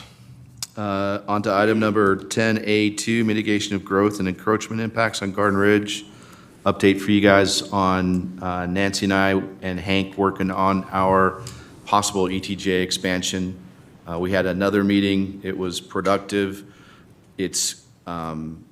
When we talked to Megan earlier this week, we're probably ready to, Hank, at the next time the three of us meet, we'll bring in Megan to get her thoughts on it. And it would be, when we do this, we would have to do all the meets and bounds for how far we go and where we go for the ETJ expansion. And that's going to be an investment, and it's going to be in the hundreds of thousands of dollars regime. So, and we need to find out before we bring it to you if we think the juice is worth the squeeze. So, as an investment later on. But that's something we should have done. We've talked about this before, over a decade ago, if not more. And we have one more, I think, possible opportunity now before it doesn't become feasible anymore. It's just too expensive to do. So Nancy, anything to add with that? Okay. Hank, am I getting a head nod from you? We're still working. I know you're working hard on it, but so any updates? Really quick. Yeah, I think we should just have a meeting and talk about it, but we may not have to necessarily go to meets and bounds. We just have to work to see. Really? It could Okay. potentially just be an ordinance to ordinance, but that's something Wow. that I would want to talk with you about before we decide that.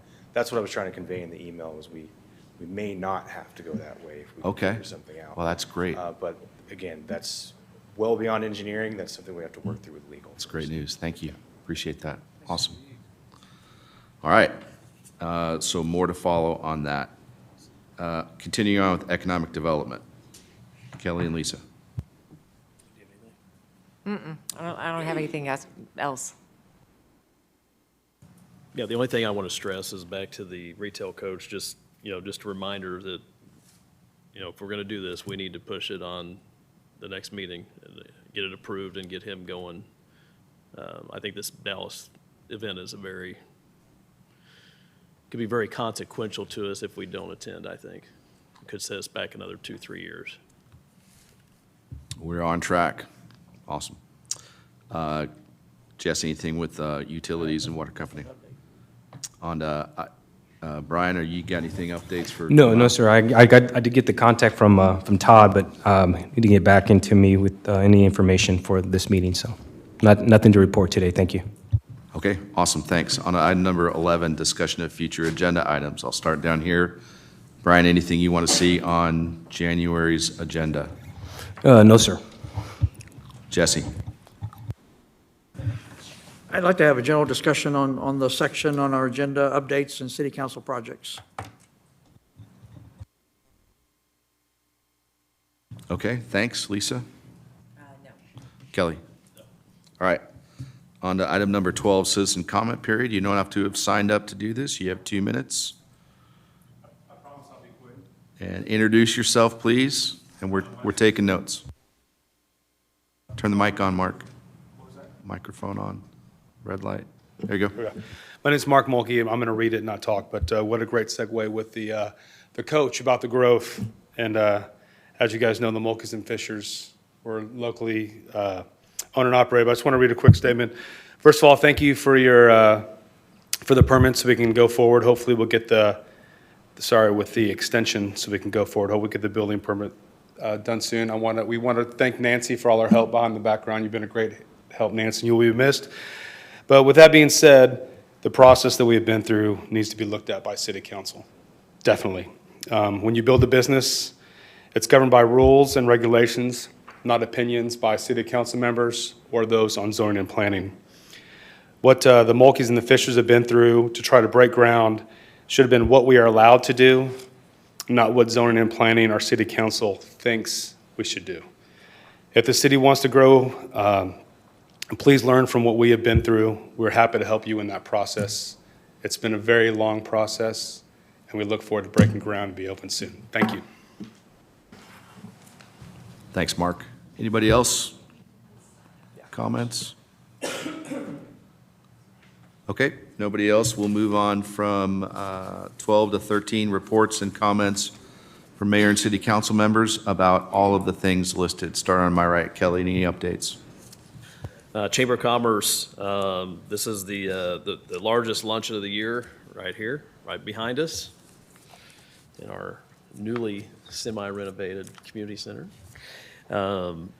So we do have 2 more tickets. We're allotted 4 tickets.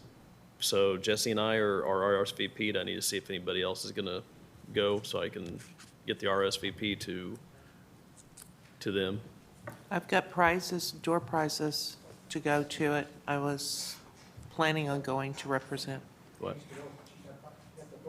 Yeah, you have the prizes. Yeah, you have I've to got go. door prizes for you to take, or for us to take up there. Okay, so I'll add Nancy and Cindy to our RSVP then. So that's this coming Tuesday, 11:30 to 1. And yeah, pretty much everybody wins a prize at this thing. So if you don't win one, it's just a bad luck day for you. So a lot of great prizes. So And then we have Kevin just texted me the mixer date here. January 23rd, that's a Thursday, sorry. January 23rd. Yeah, January 23rd at 1908 in Cibolo.